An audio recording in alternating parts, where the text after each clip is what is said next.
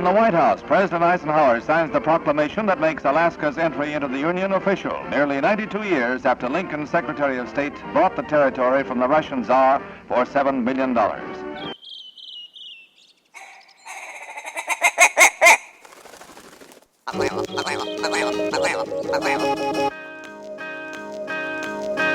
Alaska Wild Project podcast is brought to you by the following sponsors. Barney's Sports Chalet, supplying hunters with the best hand-selected gear since 1963. The exclusive home of frontier gear built for the rugged Alaskan terrain. Your one-stop shop for all your outdoor needs. Visit Barney's today at 906 West Northern Lights.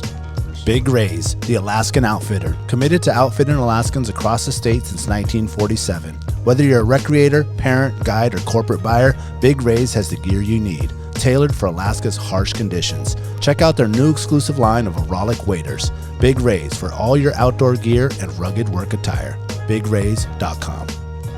Tailored Restoration 24-hour emergency home services, helping Alaskans restore their dreams since 1972. Services include fire, water, mold, post-emergency cleaning, repair, and remodeling. Give them a call in Anchorage, Eagle River, Matsu, or Fairbanks. Hit them up at tailoredrestorationalaska.com. Total Truck and Alaska Overlander, Alaska's premier supplier for custom automotive accessories and overlanding products, providing all-inclusive rental vehicles and trailers custom outfitted to explore the Alaskan backcountry with a unique and convenient traveling experience. TheTreehouseAK.com, located at 341 Boniface Parkway, Alaska's own and grown cannabis and CBD store. Ask the bud tender what the strain of the day is to get your 10% off. The Treehouse, where the culture lives. AKO Farms, located in Sitka, Alaska, built from the ground up with concentrates as their single motivation, with exclusive products such as their sugar wax, full spectrum diamond sauce cards, and more. Ask your local bud tender about AKO.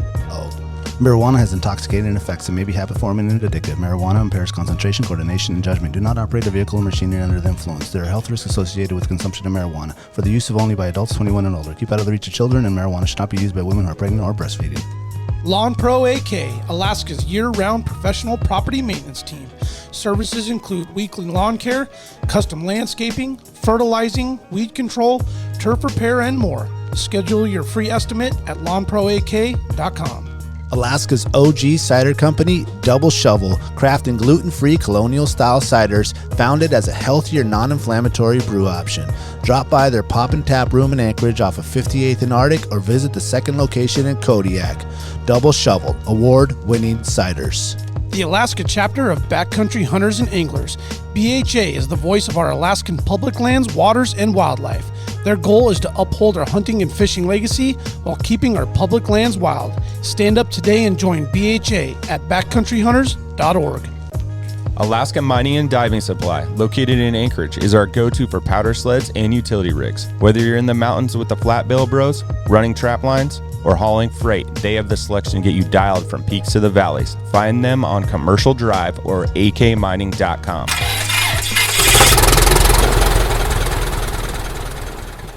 Yeah, I had to ask that because just in our conversation prior to the show start here, you come off as a man, as an individual who's maybe you might have taken things too serious, or you were going 100 miles an hour, and sometimes when we're living life like that, we're not recognizing what's going on as you're passing things by so fast, and then you come to a stop and then reflect and go. That living in the moment. Yeah, like settle down and smell the roses a little bit. And, yeah, I don't think I've ever lived in the moment. I think it's like a very, very difficult thing for me. I think that I live a lot in the future. Like all of my decisions are made in the future. All I'm doing is thinking about the future. And so I've often felt like I was a bulldozer. I always say, hey, if you got a really good idea, then I'll follow you. If not, then you better grab a rope because I'm climbing up the hill and I want you to come along and be a part of that. And so I'm always looking at people that are innovative, people that can actually add to whatever the project is. But along the way, I've made a lot of mistakes. And that bulldozer and those quick decisions and have really made me, get off track a lot rather than but I'm still the guy that like thought of the idea. God gave me one ability to be able to see and then put all the pieces together and build a plan and then execute each one of them. Yeah. But I might have a little bit closer there, Jim. You can pull the mic up anywhere you want it to. Yeah, go for it. Yep. Do you want to start over again? No, we're good. We're good. No, you're great. So I think I've made a lot of mistakes along the way. Maybe spent too much money. Maybe it was a little too compulsive. Maybe I took a long time to get the right route. But I had the vision and all of the pieces, and then the ability to be able to execute them. Just being completely obsessed. I really believe that the people in life that have really achieved a lot of greatness came from being completely obsessed. And really diving in, doing the research, and was willing to make the sacrifices in order to pull that off, regardless whether that's like the world's best dad that you're wearing a badge, or I'm going to go way out of my way at church, or I'm going to be the guy that no one knows, that's helping all of the kids go through hunting safety course that never get a badge or congratulations, or the guy that just really loves kids and trying to work with them on the next team. But it's just yeah. When you were, before we got the show started and you kind of told your story and it was obvious, you did have an obsession, but also like fortuitously, like with like the skills your dad gave you and the situation that you were in and the skills you picked up and learning that hard work and everything that led to this opportunity, it really reminded me of, have you guys ever read that book by Malcolm Gladwell, Outliers? Yeah. It was like a perfect outlier situation where it's just like all the events that were going on in the world at the time lined up with all the experience you had plus the obsession, and that's how you end up with like the Bill Gates and the like the Sidney Crosby or whoever. And it was really cool to see that, anyway. I think a lot of people don't apply themselves, and you've got to get ready, right?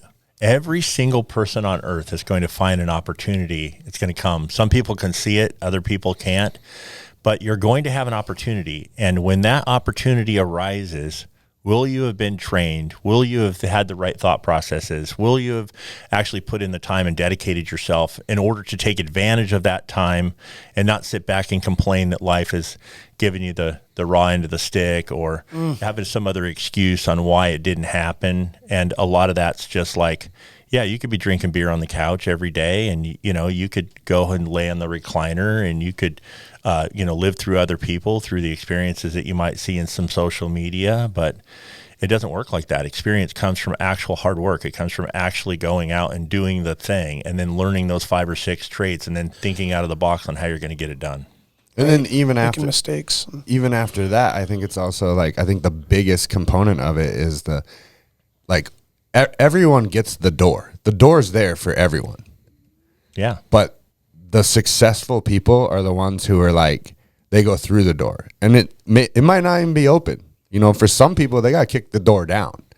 Like it's, I feel like it's almost even more rare for someone that's as driven as you to come from your upbringing, where like your dad was very successful. Like a lot of times the child of the successful dad isn't motivated at all because they've had everything. So that's like obviously good parenting by your father. And I think like that's why and the pressure to fill shoes, right? Well, for me in like basketball, like Kobe Bryant and Allen Iverson, my favorite, but Kobe Bryant will always be like, to me, the greatest because he didn't, like, so many athletes like that are really good, like they're like forged by fire, like horrible upbringing, they're where they are traumatic as a professional athlete to escape like the horrible life that they had and they saw around them, and that's where they get that motivation. Kobe Bryant was like growing up in Germany and Italy. Like he was doing just fine. Private schools. Like, so to be that motivated, it's like a little more along your lines where it's like, gotta be inside you. It's a lot more uncommon. Yeah. It's funny because my dad always talked about the 1% rule. You just wake up in your life and you do everything 1% better. You have to stop. He used to say, I'm going to get out of my own chair. I'm going to go back and look in my own window and figure out how to kick my own ass, because that's the only ass worth kicking. And And then he would say, you just got to show up, you know.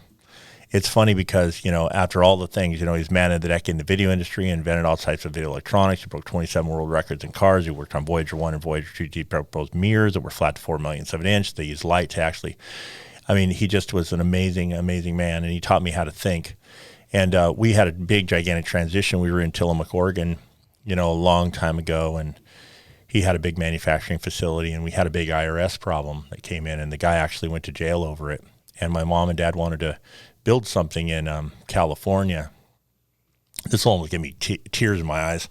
So we pack up and we leave Tillamook, Oregon, and we're going to go to California. And I'm living in the back of a 1964 Chrysler. We left our houses, we left our facility, all the people, and now we're living at Campland on the Bay in a fifth wheel. And we're starting completely over again. You know, here's a man that's just done, you have no idea the accomplishments this man had in his life. 8,000 editorials, won all these design and engineering awards. And he goes, Jimmy, go to the store and get me a bunch of quarters and meet me at the pay booth, at the phone booth. We don't have cell phones. I'm like, all right. So we go there, and he starts flipping through the pages, and he starts calling. And 2.5 months later, we have a facility. Just cold calling. Cold calling out of the phone book in the wind, bro. Anybody could find in the phone book. Wow. And most people don't have that in them, right? He knew who he was. He knew what he had to do. He saw the vision. And if you have to start wherever it is, and for someone to say that they don't have an opportunity, but you have to realize that he actually paid his dues to learn what it is he knows in order to have those values, so that in that moment, even if he started from the very bottom, he could start over again and pull it off. It's beautiful, man.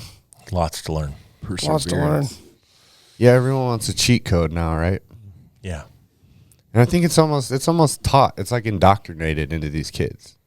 Like from the time you're a little kid, right? Now these little kids, like today, like they play games and they're video games. And it's like, well, I don't want to play through all these levels. Like I just want to play the top levels. So they get a cheat code literally from their friends and they like advance. And it's just like, and you so they skip all those steps. Yeah. And then you just like, now you just expect that becomes like a thing in your mind, you know, your subconscious is going to carry that, where it's just like, that's how you think it is.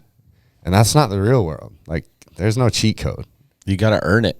Yeah. You got to do the work. And that's clearly where your passion to be great is derived. I'm just saying, just getting those quarters for your dad and sitting there with him, watching him do that thing. I mean, you see how it works. He taught me how to think. You know, if great. I was anything like I grew up in basically a manufacturing facility, and from the time I was 6 years old, I was sorting resistors, and then by the time I was 14 years old, I could draw a composite video waveform, describe all those frequencies and how it worked. I mean, by the time I was 6, I was rebuilding carburetors for his friends to show off to.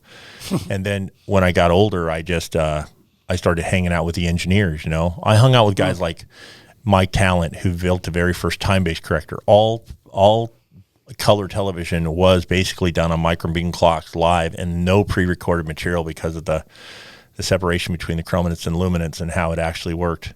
Had jitter in it. So he built the very first time-based corrector that changed the entire industry. He was on our staff for 4 years. And then George Pyers, who invented the very first chroma keyer, you know. What is that exactly? Have you ever seen like the news, Matt, where you sit in front of a green screen or a blue screen? Well, that was invented by George Pyers. Like do the weather and stuff like that? Yes, exactly. And then the guy that built the very first A/B switcher, from switching from one camera to another camera, came from Pyers. And he was at Cross Point Latch, and he was really a clerky dude. And then these are all guys under your father's exactly. And then the guy from Linco who built the very first A to D converter. We built our own proprietary algorithms using run length encoding. We were the first people to ever load video into a hard drive. Sony was trying to do it for like $550,000. Installed full motion color video phones for the President of the United States, King Bormain, Camp David, OEB, exact the White House building. Went in Air Force One, and I went into NORAD. I had top secret clearance. I literally went to the Crystal Palace where all of the satellites are flown, and all of our communication. They had the internet before the internet was actually internet. They had a proprietary 358 signal that pretty much went anywhere. The President of the United States had like a a bunch of guys that were right across the street. And every day they would take all the newscasts and they would cut it into a half an hour. No matter where the president was, they would send it with a videotape. If he was somewhere, they would put it in a jet and they would fly it to him so that they could see what the world was being told about the United States. And so they bought our systems to what they call store and forward, where we were actually digitally capturing the video and sending it over that proprietary line. And so I worked on all of those projects and was a part of it. You know, he built early cancer detection devices. We licensed to Philco, Sylvania, GE, General Electric, Magnavox, Sony, Panasonic. And so I was in every one of those meetings. I did all the demos. So he ran me around, and then he was very upset with me, but because I grew up in the manufacturing facility, we had our own circuit board plant. You know, we were designing and building our own circuits. We built hundreds and hundreds of, video electronic kind of stuff. And so, and then, I was saying to everybody, he lived right up the street from Farnsworth, the guy that invented television. You have to realize that television runs in like a billionth of a second. It's vertical intervaled. At that time, it was the most complex waveform. You could not go anywhere and get a 4-year degree and understand television at any level. It just basically came from the military and guys that thought out of the box. Like there wasn't any way you could learn this stuff, you know? So like, Bruce Blair. So he built the very first like A to D converter and lived right up the street from Farnsworth. And then I fell in love with old televisions and I collected them for years.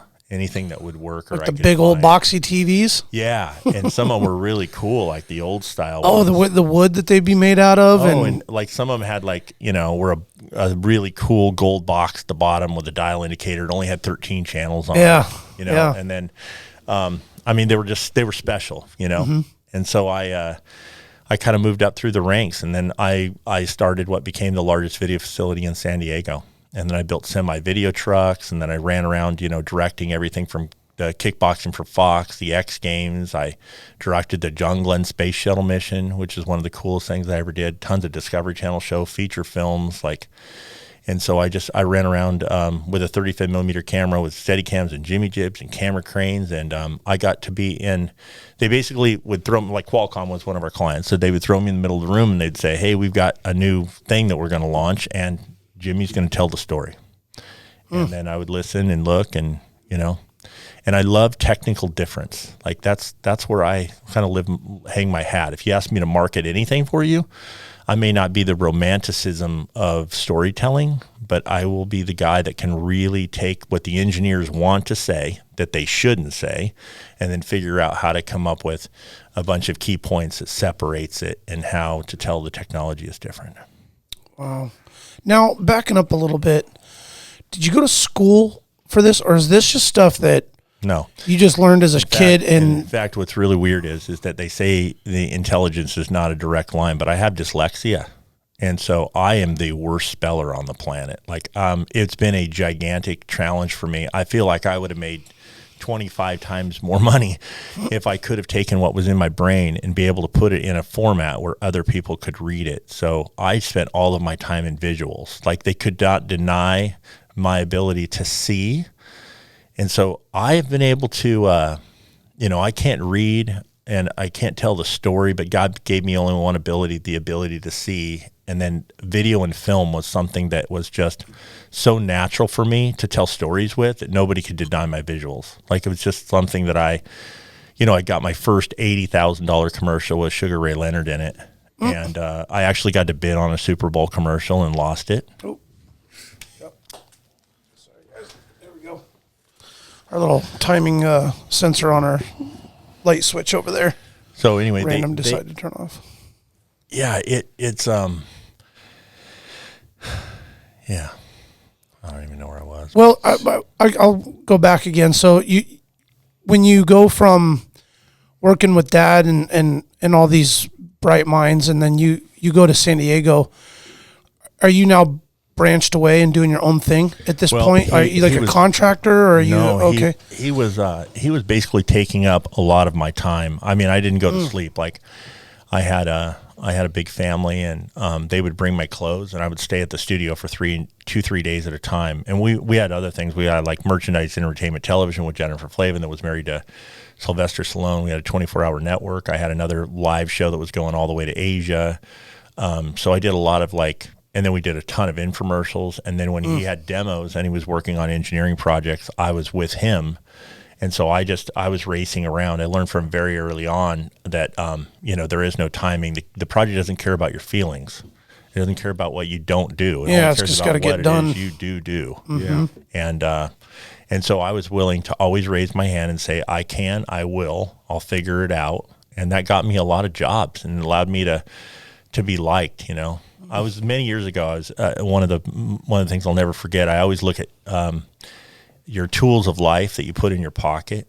Every once in a while you hear something so prolific that it shakes you to your core. And then you go, that's a tool I want to use and use in my own philosophy of life. And like the 1% rule that he brought up, or the fact that you have to show up or I'm going to get out of my own chair and kick my own ass. And all of that stuff. But I like to call that a tool belt. yeah, You kind of walk around with a tool belt and you just keep adding little tools of life in there. yeah. And so a lot of that stuff does matter, it just does. Yeah. Yeah. And so that world is then what translated into the hunting and outdoor world. I know you said you shot your first arrow at 12. Yeah. I was always, we had a machine shop, right? So Pete Shepley was my absolute hero. And I used to think to myself all the time, man, if I could only hang out with Chuck Adams for like one day, what would it be like I'm like, please, Lord, let me just like be with Chuck and then just sit back with my binoculars and I want to know how he moves from one place to another. And we never saw him on camera, I don't think he shot very well. He just was the most greatest hunter. I think there's a difference between a hunter and a shooter. I'm a shooter. I'm not really a hunter. I look like a giraffe. I make way too much noise. I can't stalk really well. I had to shoot because I couldn't stalk around. I think Chuck is like a diehard, he shot with fingers, big feathers, big heavy arrows, reflex risers. Like I love the fact that he was loyal to Hoyt for so long. So I just always dreamed about being with Chuck and watching him move and being completely obsessed over how do I become, the best bow hunter I can be. So here I am, my dad never killed an elk, believe it or not. So I literally got my first arrow, shot it when I was 12 years old, didn't know which side of the string to look on, had nobody to mentor me. And just put an arrow, knock it, let it fly, and go from there. We used to take the bus home every day, and so here I am at the bottom of our driveway on the Trask River Road, and I look up and I'm like, oh my word, this is the biggest buck I've ever seen in my life. I have huge adrenaline. I race up the driveway, I grab my bow and I head over, and I'm sitting on the other side of this briar patch, like a blackberry patch, and the biggest blacktail buck of my life is sitting 7 to 8 yards away from me. And I sit there for a moment. I'm like, please, Lord, please. And with one motion, when the buck has his head down, I draw the bow and I stand up, and the buck's right on the other side of the briar patch. And when he picks his head up, I shoot, and the arrow deflects right through his horns. And I didn't even know what side of the string to look on. I was so close. And it was like the biggest blacktail buck. Like, I've only killed 2 of them in my whole life that were bigger than the buck that I saw when I was just a little crumb snatcher. So my dad came home that day about that same exact season, and he said, man, we just, your uncle and I went up after work tonight, and we found a couple of bull elk, and we unloaded the quiver, and we couldn't get them. I'm like, please, Dad, please, you got to take me. I can shoot bull better than both of you knuckleheads. Come on, please, bro, please. So he let me out of school, and so my uncle's on one side, my dad's on the other, and we head up this little log and road, and we go over the top, and this bull elk stands up and out of the briar patches, and I draw the bow and I fire one right through the middle of him, and he went over and fell over dead. And I became legend in my family from a very young age. Like, by the time I was 15, I was giving my uncles advice on how to hunt. Like, I was so obsessed. I'd read every article I could. Found another thing to be obsessed about, right? Anything and everything about. And then we had our own machine shop, so I started building my own broadheads, literally. Like designing them full blown. Taking raw steel out of a laser cutter. Oh, okay. And then punching them out of aluminum with our punches, and then And then I started building underneath my limb stops. I was building so that I could take the PSC bows and I could add another 60 or 70, you know, get them up from like a 65 to an 85. And then I had some that were 90s and had limbs blow up in them. And then I started building overdraws where, you know, you have the control in the bus cable and then that has travel, right? Like, and so I built an overdraw that came out on the right-hand side of the bow, then went under a 90, came up on the left-hand side of the bow so that the cables could still travel so I could move the arrow back because we thought, oh my gosh. And then I started building stops. So I built a bow that went over 400 feet a second by putting my hand forward, allowing the reflex riser that we designed, and then putting stops. So the arrow would go. The first time I looked in the magazine and saw a draw force curve of how it actually worked, then I said, oh my gosh, it could be going through the draw force curve. And if I had STSs, you know, those string stops that made the silence of, well, I took those and made them an extra 2 inches longer. So it'd be going through the draw cycle and it would hit that wall and it would launch the arrow right out of the bow. And those are back when we had teardrops and we could have like lost our eyeballs out of it, but you know, broke a million strings and the bow sounded like a 22 when it went off, but they were super cool. Yeah. You know, how old were you when you were doing that? Like 16, 17. Oh man. Old. Yeah. Getting and then and then I got into some long range stuff. One of the things that we became legends in our own little family over, when I was just 19 years old, we had real hunting parties. We grew up in Tillamook, Oregon, you know, my father-in-law and, you know, the guys that cut the roads, the guys that were like real hunters, like in the West. And they put in like legit camps and all that. Exactly. Like, yeah. And we found this, like what we don't have today, which is we have brotherhood amongst each other, right? But we don't have real hunting camps where everybody says we're stopping work and no matter what, we're up together all 7 to 9 days doing nothing but hunting together in a camp. It's hard to do these days, man. Yeah, I know. And so it was a very beautiful time in my life, and I learned a lot from those boys that cut the roads. You know, they taught me how to become woodsman, and you know, a guy like by the name of Bill Lane, you know, just whittling and starting a fire, and always cared about everybody and make sure everybody's out. And there was just so many beautiful things. So at first I did not all I did is pack meat for them. You know, because I was spending my time bow hunting, and then I started gun hunting with them. In the first year, I had bought this Tasco scope for like $50 at the garage sale. So I run it home, and we used to have, this sounds ridiculous and unethical, but we would, you know, this is back in the day. So we would have a shooter and a spotter. So we had a first season and a second season. So we would pair up, and one guy would go first, one guy would go second. So I was always, you know, with my brother-in-law, Todd. So he would, we would be side by side, so it'd be like 2 elk length low, 1 to the left. And we would literally float up and over and onto the tree and pull the trigger. Well, I took that little piece of dust that was in that scope, and I used it, and I killed this bull at 700 yards. So I brought it home, and I'm like, oh my gosh, I'm not watching the piece of dust. Next year when the bull stands on that same hill, I'm going to run over there, and I'm going to shoot him with the same thing I just learned. So then I started thinking about all summer long. So I bought a loophole Mark IV. Before I knew about turrets. Some good glass. Yeah. Back in the day, that was an expensive scope, right? I didn't have enough money. Put it on a credit card. It comes, I tear it apart, and I break it. So I call Loophole. Loophole says, you can't have it by season. It's going to cost you a couple $100. You've vacated the warranty when we got the scope in. We're not going to fix it in time. So then I said, please let me buy another one. I'll sell that one. I'll lose $300 or $400, but I really need this scope. So I get the scope before season. I take it apart.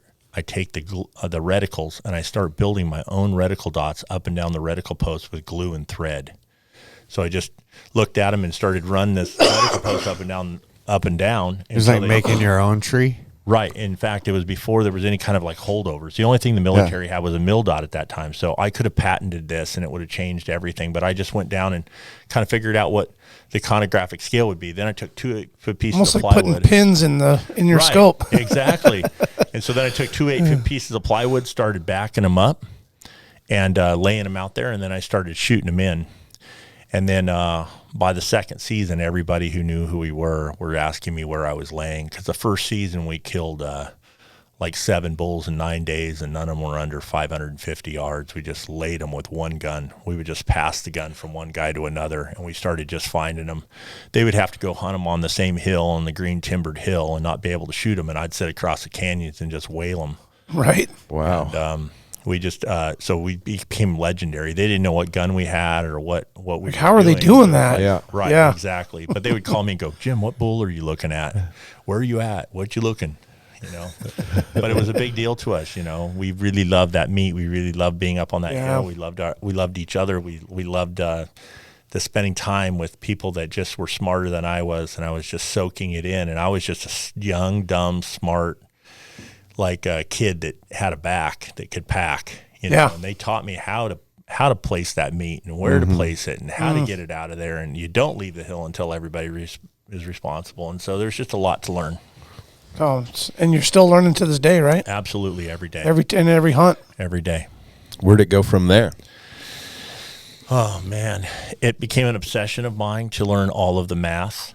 You know, and then, you know, later on in my life, I started that Choose Your Weapon show. I don't know if you boys have watched that, but I had all of that ultra slow motion and started building and designing my own carbon fiber barrels, working on the actions, working out all of the dope that it took to actually shoot those distant shots, and became obsessed over it. And so we built a whole bunch of Wildcats over. Like, I had a 3378 Weatherby 12 years before Weatherby built one.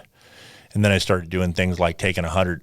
There were more ships sank in World War II to near misses than actual hits from the hydrostatic shock that it creates. So when you take a projectile and you run the speed up, it's the most amazing thing. So I took the 3378 with 130 grain solid, made it go 41.25. And you've never seen anything. It's the light switch. It is a kill switch. It's like, we have a caribou that dies in the air, is completely stone dead before the gravity starts to move its body to the ground. Wow. I sucked a heart out of a hole. If you go up to him, you shot him with a solid, right? So you just poked a hole, and you have to sift through the hair to find it. But then the entire rib cage had all these little capillaries, little tiny veins that were just, all of them be completely lit, rut and jellified just from that.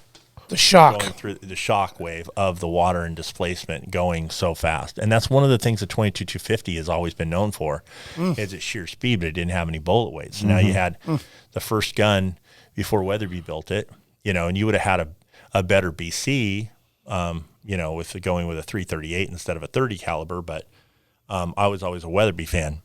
From the time I was just a little kid, you know, everybody has their own famous family firearm. Right. Yeah, true. And my dad had a 300 Weatherby, and we always used to say you're either a 270 family or you're a 30-06 family, you know? Right. Yeah. Right. Yeah. We were talking about that in an earlier episode, weren't we? I think it was that with Bert? We were saying, I definitely grew up in. Everybody started with like the 30-06. heavy 30 cal, and then now you kind of get the QT2 T65 Creedmoor guys now. Well, my dad was 30-06, but that era of old school Alaskans were definitely like 338. Yeah. I mean, a lot of his friends were shooting moose with 375 H&H's. Yeah. Yeah. I was just like, That's a monster. and that just seems like weird to me now. Actually, A little overkill. the 375 H&H, if you go to Africa, the 416 Rigsby, like we used you know, 358 is like, you know, a lot of people have talked about that. But the like 375 H&H is an exact size, diameter, and slow enough actually to penetrate some of the, you know, like elephants, and some of the real dangerous games. So that's like one of the cartridges that they live by. Yeah, that was definitely like the OG dangerous game cartridge for sure. Yeah, it is for sure. What do you mean slow enough to penetrate? Well, one of the things I've learned is I grew up in Tillamook, Oregon, and I used to have a blacktail buck on my back, and you know, you think that you know everything. And as you start to travel around the world and you hang out with some men and you see their cultures and you see the way that they manage the land or the way that they see the animal or the way that they make a living, you no longer can judge or act like you know anything. You just have to sit back and listen. And so here I am, always been the gadget guy, you know, like the stuff that I built was really innovative and it did what I wanted it to do and the vision that I had for it and the concoctions that I built every year. And then you go to Africa for the first time and you sit around a bunch of South Africans that have shot more game than anybody you've ever known. One dude shot more than an entire town that with 5,000 people living in it, right? I mean, these dudes have flat cold and done the real deal. Right. Yeah. And they've done game management at another level. Right. I mean, in North America, if you saw all 29, how long would it take you to go see all of them? You're going to see 25 in a morning on one property. Right. And then they have to cull them all out, right? So these guys are talking about the diameter with the speed of the bullet, and if it's too fast, it almost blows up on impact.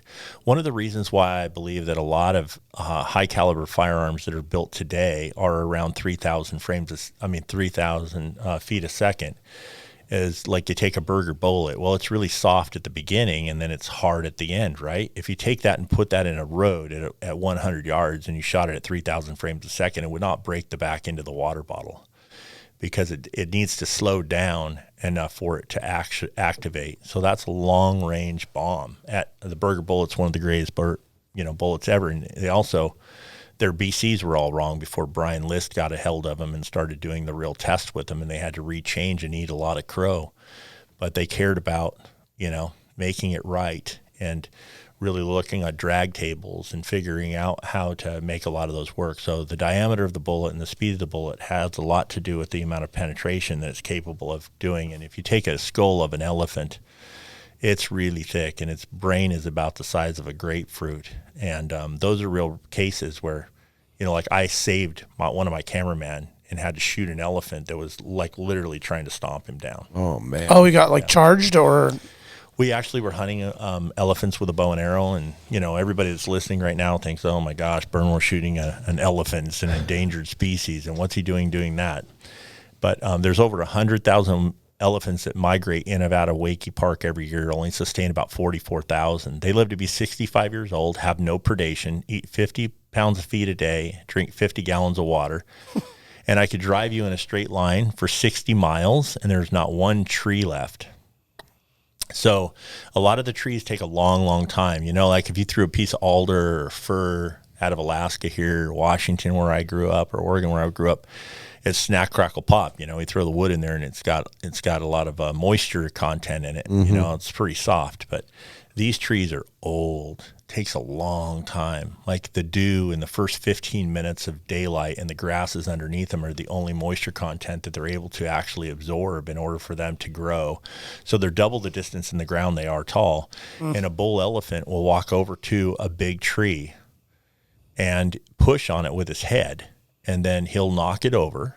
That tree's 75, 80 years old. He pulls one leaf off of it and walks away.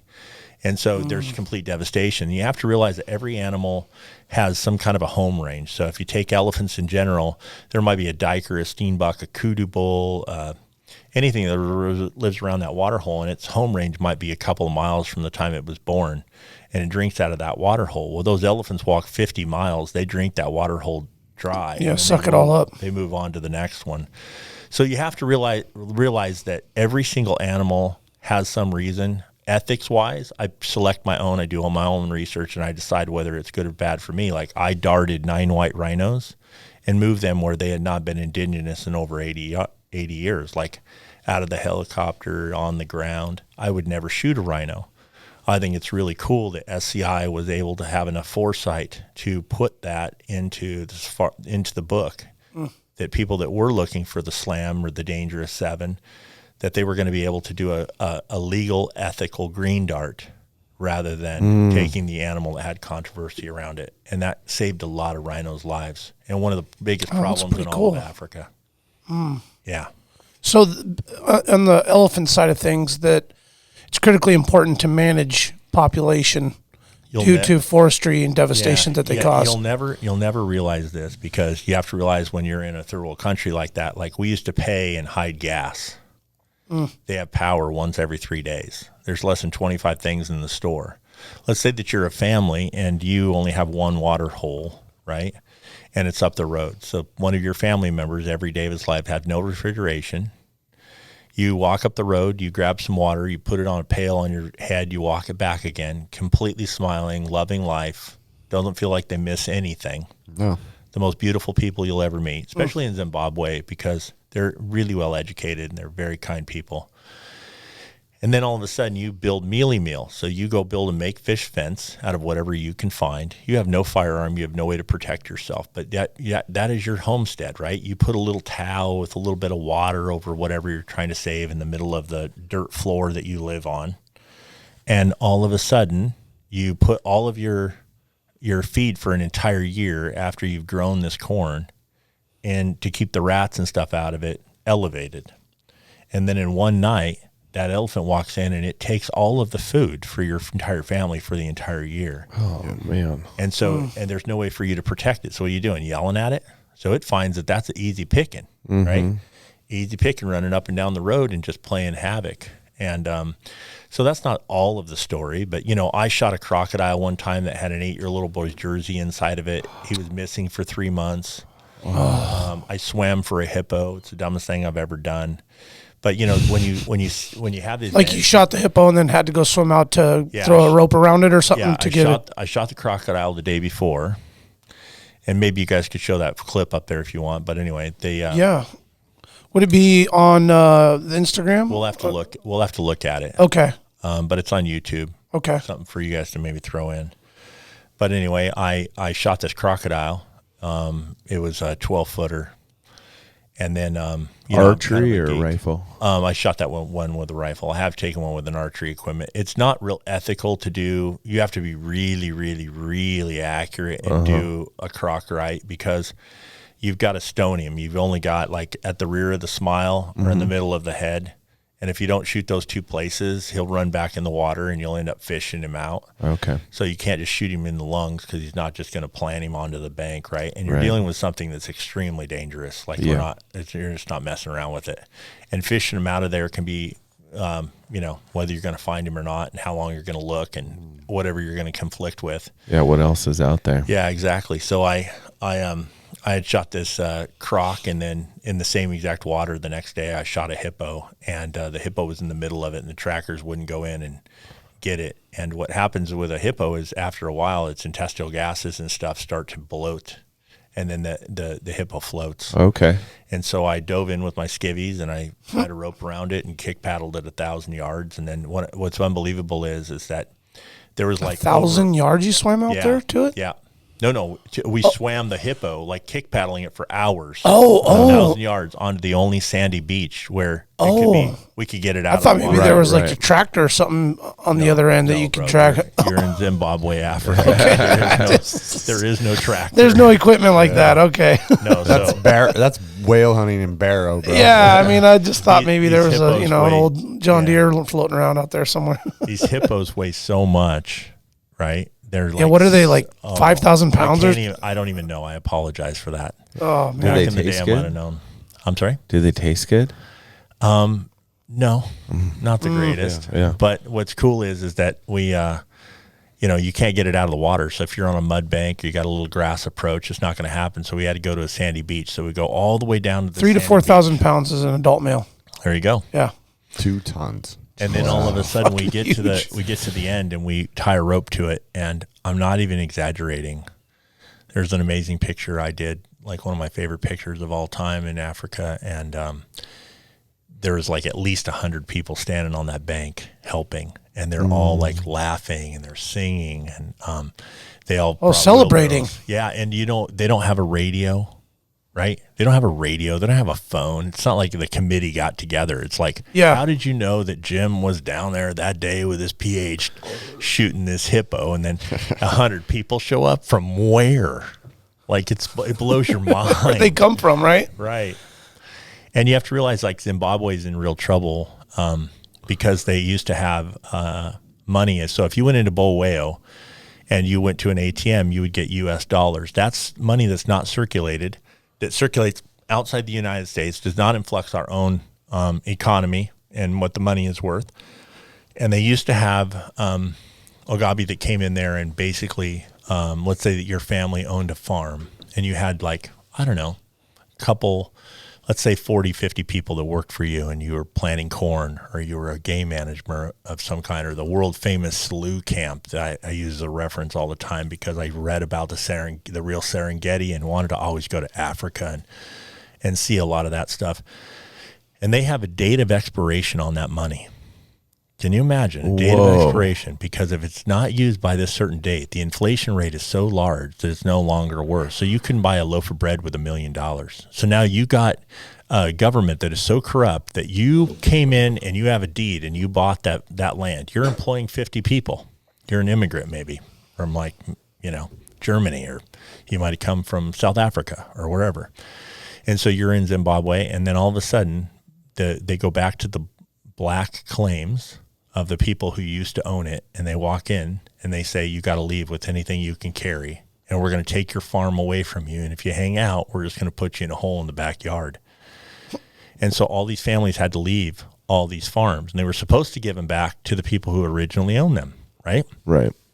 But in fact, Parliament ended up with them, and then all of these farms that once flourished, that became real game management, things that really did matter, are now completely devastated, and there's nobody there. And that the baboons have ran the thatched roofs on all of them, and they're just in shambles.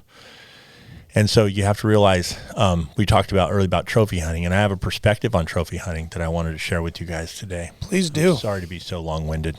No, that's the point. Yeah. But I really we can record as long as we want. That's right. Yeah. So one of the things I wanted to really say is the fact that trophy hunting is actually the best thing that's ever happened to hunting. And what I mean by that is that if you take Zimbabwe, where you have all of these animals that have suffered because there's no more economy, meaning there's no more game managers, and when there's no value on the animal, they get whacked for meat value. So every hunter on the planet always talks over and over and over again about how the meat value is the value. Like, I'm going to take the meat home. Yes, we pride ourselves. Yes, we should use the resource, but the meat is not worth hardly anything in comparison to the animal. Like the Ungotted Deer Association over the border in Mexico, like I hung out with Grandpa, and Grandpa threw all of the kids in the back, and they take a .22 long rifle. It's way too small to kill a deer, but it's what they had down there, and this is the way they assist, and who am I to judge? So we run in the back of the truck, we're running around, I'm just watching, and every time we see a doe, every time we see a fawn, every time we see a little buck, they're just pop-shotting at it. Everybody's just unloading, bum, bum, bum, bum, bum. Why? Because it has meat value. What's the meat worth? $70? So if I told Grandpa that I was willing to pay him $3,000 for every mature buck that he could shoot, he'd be like, boys, you're no longer shooting the does, no more fawns. You're going to go post the fence. We're going to figure out, build some water holes. We're going to figure out how to get this game on this property, and we're going to really manage them correctly. And the same way that when we as hunters stop hunting elephants and buffalo and lion and roan and sable and all of the beautiful things that are in Zimbabwe that were actually managed with real managers that cared about the animals, they started poaching them, and they ran snares. And that's all you saw through Zimbabwe now. Like, all of those animals have been suffered because they were just worth meat value. It's the same way when you take a polar bear, right? And you got a bear that comes into camp in the middle of the winter, and he's running up and down, and he's just trying to play havoc amongst all of the cabins, right? He's just meat at that point, right? So when you take that away and you say, we're no longer going to put a value on the animal, everything in life, regardless of whether we like it or not, revolves around some type of money. And when people stop hunting polar bears and they shut it down and they don't allow them back in the United States, they get whacked. Can you imagine like Cecil the lion, right? Is he the one that was killed by the dentist? Yeah. Yeah. So you take Cecil the lion, and then you take Linda Venter, who used to be a friend of mine, who ran Safari Club International and all of the lion programs. And Cecil comes online, and everybody starts like yelling about Cecil this, Cecil losing that. their mind. Right, losing their mind. Death threats. I'm going to take the guy's practice away. He should be shot. Like all these people that live on the 5th floor of New York, they know nothing about hunting, conservation, never been there, never done that, doesn't know anything other than feel sorry for the lion that has a name, for God's sake, right? Regardless of whether the lion came from, and every source of any conservationist in the world, like I was on the team to build the very first, put a radio transmitter in a black bear in the Washington state, right? Oh, yeah. With the biologist, and look at home range, defecation, how far they move, like where they're in the dens at, right? A whole bunch of data that gets tracked, all of the birds, all of the fish that get migrating up and down the river, all of the moose and the elk and the deer, they all have collars on them, right? Yeah. So here's a guy that doesn't just want to go hunt a canned lion in South Africa. This dude goes over to a real country, pays real money, wants to hunt a lion correctly. A lion comes in. It's legal to hunt them after dark. They usually kill like a zebra. You cut it in half, you tie it to the bucky, and you run it in a circle. The reason you run it in a circle is if a lion cuts a track and he turned right instead of left, he'd never find it. But if you run it in a circle, eventually, no matter where he hits the track, he'll end up on the bait. So they have a Variac light. So the lion comes in, they turn the little Variac light, he shoots the lion. Now that man paid a lot of money for that lion, regardless of what park it lived in or where it came. It was a legal piece of property at a legal spot. Mm-hmm. And what people don't realize is after that lion got killed in South Africa, Delta Airlines and others decided that they weren't going to allow any more of the CITES permits to come into the United States. And when that happened, just about 7,000 lions died. Because then there was no more value on the lions. They no longer could feed them. Right. And because they couldn't feed them, they all killed them all. So one lion and people, bitching in the world created a real problem. They should have stayed out of it and knew nothing about it. Has that been reversed since then? There are, again, it got reversed for a while. Lion hunting was legal, and now there's all these lions sitting at the taxidermist waiting for like polar bears to come back over into the United States. And lion hunts went from like 35 to 40,000 to like 10. So it's just it's changed the whole thing. And again, I'm a guy who believes that all animals have to be managed. I mean, regardless of how you love them or what you think. Shooting an elephant or shooting a lion or whatever it may be, a giraffe, right? Yep. There's an animal that only sleeps for 11 minutes a day, that eats an acacia tree and has a really difficult time during the winter after the leaf is gone, So it just you just have to have logic behind it, listen to the story, and listen to people that have actually managed it. It's like I was in Washington State, and a really good friend of mine changed the baiting laws. And he came to me and said, we've been baiting deer in the other part of Washington for whitetails. I want to bait mule deer bucks. Well, he got a little carried away, and he started just throwing big piles of apples, huge piles of apples, which is a little obsessed. And then Washington State comes in and says, we're not going to allow baiting anymore. We're going to think about taking it all the way out. And so I went there and legislated with them that day. And the very first question I had with the panel of 8 was, do any of you hunt? Only 1 out of the 8 had ever hunted. Have any of you ever baited? One guy raised his hand, the same guy that had hunted. So here's a bunch of people that are making decisions based upon something that they had known nothing about. Right. And the same thing that happened in Oregon and Washington over the baiting of bears, Just a purely emotionally charged decision. No logic, no. Kodiak Island with the blacktail bucks right now, right? The Indians getting in there and it being really controversial over how many bucks should be taken. It has nothing to do with the biology or numbers and I always say, take the emotion out of it. Who should really be making the decision are the game biologists. And everything should be written around data and not our feelings. And the guides and hunters that are giving them data out there hunting them that love them more than any conservationist. We pay to play. That's it, man. We pay to play. Well, let's take a quick break. Okay. Am I getting off too serious?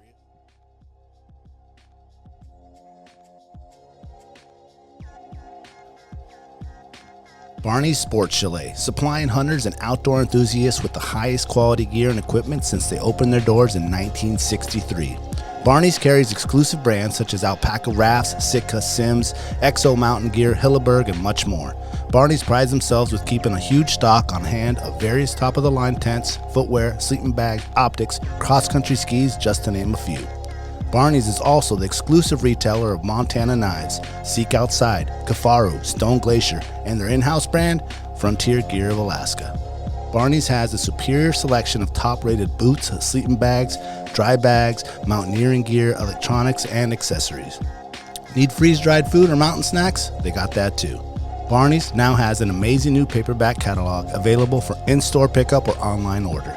Visit them today at barneysports.com, or even better, stop by the store in Anchorage at 906 West Northern Lights. If you want the best, there's only one name in the game, Barney's Sports Chalet. Alaska Mining and Diving Supply, located in Anchorage. for 47 years, has expanded 3 stores. The main store, the largest Skidoo sled dealer in North America, also has Can-Am, Sea-Doo, Climb, Suzuki Outboards, Honda Outboards, generators and snowboards, Kingfisher boats, and so much more. Alaska Motorsports and Equipment just next door, which was previously Anchorage Suzuki Arctic Cat, for all your Arctic Cat, Suzuki ATV, Husqvarna, Generac, Mahindra Tractor, and now Argo Pro and Sasquatch needs. And to round it out, also next door, the brand new Alaska Mining Superstore, for the largest selection of recreational and light commercial mining equipment anywhere, period. The Alaska chapter of Backcountry Hunters and Anglers. BHA is the voice of our Alaska public lands, waters, and wildlife. From national level policy work to engagement with boots on the ground projects from Kotzebue to Ketchikan. BHA performs public land cleanups, hunting and fishing clinics, and community education to help take your game to the next level. BHA's community-minded goal is to uphold our hunting and fishing legacy while keeping wildlands wild and fostering the next generation of sportsmen and women for years to come. Make sure to follow BHA Alaska for upcoming events, local brewery pint nights, and more. Stand up for Alaska public lands and waters by supporting the Alaska chapter of Backcountry Hunters and Anglers. Join us today at backcountryhunters.org. The Treehouse AK, your one-stop dispensary located at 341 Boniface Parkway. When you pull up to the Treehouse, you'll notice the beautifully hand-drawn art by Alaska's own Ted Kim. Once you get inside, you're going to see many of the same people that have been there since they opened. The bud tenders know you and what you like and what new product you should be checking out. The store is super clean and the music's always on point. The Treehouse and local owner Josh Boots is a staple in the cannabis culture through his music, community givebacks, and a lifetime desire to bring the people of Alaska the best products available. The Treehouse always has at least 25 strains available, and they're all shown prominently deli style in clear, openable jars so you can see and smell your options. Other products include edibles, concentrates, vape carts, pre-rolls, flour, dab rigs, and anything else you need, they got it. They also have some pretty sick merchandise for sale. Check out thetreehouseak.com, or better yet, stop by the Treehouse today and get started on their loyalty program. Remember, you must be 21 years of age to enter their store. The Treehouse, where the culture lives.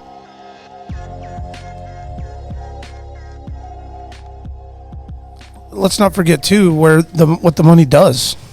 The trophy hunting money, especially for Africa. We already know that's enormous in the economy, right? Yeah, it's funny because a lot of people think of trophy hunting as like the worst thing that's ever happened to hunting. It's the best thing that's ever happened to hunting. I mean, the idea that what do you want me to do? Shoot the does and the fawns, the breeders of the world, or you want me to take an animal that's older? And regardless of whether somebody has some reason why he wants to go shoot a trophy and throw it on the wall, his money's good. He bought a tag. He bought a firearm. He went and ate at the local little place. He paid for the lodging. I mean, he tipped the packers, all that, right? Right. So everybody always is hung up on the meat, but the meat is, I mean, the animal's worth way more than its meat value, and to dishonor it in that way, I think is wrong. That's a good point. Yeah, thanks for that strong take on it, and we need more of that in terms of correcting the narrative around trophy hunting and the anti-hunting folk. I mean, yeah, the word's been hijacked by the anti-hunting community. They use it for the polarization, and yeah, I don't think that we like try to get rid of the word. We just take the word back. Yeah, like it's our word. Like Boone and Crockett basically came up with it. It's selective hunting is what it is. You're trying to take the old males that get them out of that breeding stock so you can have, a very plentiful population. And that's essentially what it is. And it's just been like stolen and used by the anti-hunting movement who are clueless. And it never gets cut. It never gets exposure. Like you guys have heard me use the California example for lions constantly. California banned mountain lion hunting. You can go on Google and you can look at the stats. The exact same amount of lions get killed in California every year as when they did when they allowed hunting, except for now your super high taxes that you pay in California are paying the same dudes, contractors, to go out there with their dogs and shoot problematic lions they're now being paid to do it by your tax dollars when before they were paying to do it. And the lions are more problematic now because not as many are getting killed as they should. Well, the same amount are getting killed. Well, I mean, like, you would have less problematic lions if you were actually managing and hunting them versus allowing them to now come into neighborhoods and now communities and causing problems. Now they're not being killed till they're problematic. Yeah, right. And they've caused an issue. Before they were being selectively killed. So you're killing the proper ones. Right. Yeah. And that's what people don't, and it doesn't, I don't know why it doesn't get explained or why it doesn't, like, you don't revisit it, but it happens everywhere, right? Like British Columbia is a super good example because British Columbia is a huge state in Canada or territory, whatever Canada uses, Province. And you got one big city, Yeah. in a giant place. And that big city is like on the border. And all the people in Vancouver who grew up with teddy bears are like, we don't like you killing bears. And the rest of British Columbia is like ranches. Yeah. And they're like, you like steak, right? So if you want to keep getting your steak at your bougie restaurant, we got to take care of bears because they're killing cattle, bro. Right. It's a total emotional thing. Yeah. And bears and lions, because I don't know, I'm blaming Disney. Yeah. I'm putting it all on Disney. You're right. Come on, Walt. Smokey the bear, Yogi the bear. How many other bears we got? Millions, right? Teddy bears, Care Bears. Yeah. So you bears. grow like that's why those things, and then wolves, because wolves is like a dog.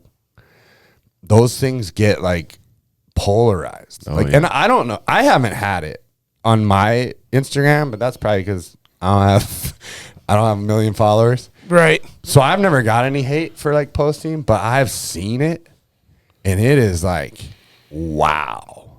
Oh, it's pretty gnarly. Yep. Like some of the stuff that is said to guys is like, wow, man, that got elevated quickly. Like, really? you want my piece of children shit, you to get eaten by a bear because I killed a bear? I hope your children get eaten by a bear. What do my children have to do with this? I think what people don't realize is that, any kind of the antis will always have the debate like, hey, they weren't doing anything to you. They live here. They have the right to live too. And you're right. But somebody has to play God or Dominion at some level, because regardless of whether you like it or not, we're on the planet. In Montana, where there used to be home range and where the farms used to support the winter of the elk and the mule deer, that, those stories are amazing ones, and where they go up in the high country and they come back and forth. We're now a part of the conflict. We're now competing for the same ground that a mule deer out of the North America 29 is the most troubled animal that we should be supporting out of all of them. The amount of grasses they take, the home range that they've done, the wintering grounds that have been conflicted. So what people don't realize is there's not, people have said, why would you shoot an elephant if they're overpopulated? Why don't you just, capture them and neuter them? What are you talking about? Your dad should bitch slap you for even coming up with these theories. It doesn't make any sense. Neuter them like your pet dog? What the fuck? But, on the other hand, an animal product that's worth something. I mentioned earlier that I had darted 9 white rhinos and moved them where they had not been indigenous in over 80 years. I had tears in my eyes, just some of the greatest days of my life. And one of the things I got to hang out with is biologists that love the rhino, that care about the rhinos. And these guys were using hazmat suits and acting like they were drilling into the horn, and that they were actually acting like they were putting an agent in them that would kill all of the Asians that they ate, and grinded the horn up to make them made a that, video, right, and put it out there, right, and acted that's brilliant. And then the point is that every single one of the white rhinos throughout South Africa, and the private ownership, just like the white-tailed deer in Texas, it's like a whole nother debate, right? The idea that you have a rhino and now you have to go to the government and you have to register that you have that rhino on your property, right? And when the government went on strike, those rhinos were no longer being poached by 80% of them. So the government is involved, period. They put radio transmitters with GPS chips in those rhino horns and had them literally being tracked to those government agencies, and they have so many rhino horns that got chopped off that are in a room that if rhinos were extinct, the value of those would go up. And it's so sad. I could never shoot a rhino, you know. It's just one of the animals. It's my own ethics of something I would just never do, you know. And nor would I allow anybody at my safari company, you know. I now have 7 camps in Africa, and it's just not something that we're going to participate in at any level. Are there like draw tags or some sort of? It's called greenbacks. That's your draw tag. Okay. Right. Yeah, and some people have a lot of those. Yeah. Exactly. We all know about that in the sheep community through Alaska. Yeah. Right. Yeah. Some boys got it, and I'm not against them. It's their own ethic. Right. Sure. They're paying the money, and that helps the farmer and all the above. And it's like, you have to realize, like, everybody's like, well, it's on a CITES. It's an endangered species. Why would you want to, you know, I'm like, well, the only reason I shoot an elephant is because there isn't any more Tyrannosaurus rexes left. Otherwise, I want to bow hunt that. Yeah. But the reality is that as we run around the planet and we look at some stuff, it's not what we believe. It's not what we see, you know. Yeah, and it's we're nuanced. a part of that whole ecosystem now. We're taking up space, guys. You know, we're part of the problem. Oh yeah. And we put up all these concrete jungles and and we're the ones that care about these animals. The conservationists are just like, you know, what Clinton did in putting wolves in Idaho. Yellowstone. Look at it now. You know, the guy that's in the office right now that's falling asleep at the wheel. He you know, the guy that ends up at the children's center to sniff hair. That guy. I think we know what you're talking about. He's now putting, you know, grizzly bears in Washington State. Yeah. Are you kidding me? The stupidity is just overwhelming. Yeah, that even gets approved. Boggles my mind. Well, that's also an emotional thing, and It's all emotional. People support it because they're like, well, they were originally there. And it's like, cool, you weren't. And then now you're taking, and that's my gripe with all of this. It's like, it's even with the global warming thing. I'm like, if you were so concerned, why are you having kids? If you're really, why are you repopulating? You're really in for the planet, that Prius ain't going to do it. You got 6 kids. Like, I think in the 70s, the population of the planet was like 4 billion. And now we're at 7? 50 years? It's like, I'm not a scientist, but I'm going to say that might have something to do with global warming. Yeah. Oh yeah. That's Paving everything. The same people that say defund the police, right? Who are you going to call? Ghostbusters? Oh yeah. Their dads should be bitch slapped. No, that's it's all the like- stupidest shit ever. Yep. Right. Go in a couple of these cities in one night and hang out with these cops and like what we did on a few of our television shows, and it's absolutely unbelievable. Like somebody's like, they threw a rock through my window. They're in my house right now. I'm locked up inside my garage, and guys getting their heads beat in, and the car chases, and like, I mean, the mayhem that's going on around the entire country. And then, you know, look what we just saw on television just 2 short years ago when everybody's running around with firearms in the street. They're burning everything down. They're knocking the trophies down.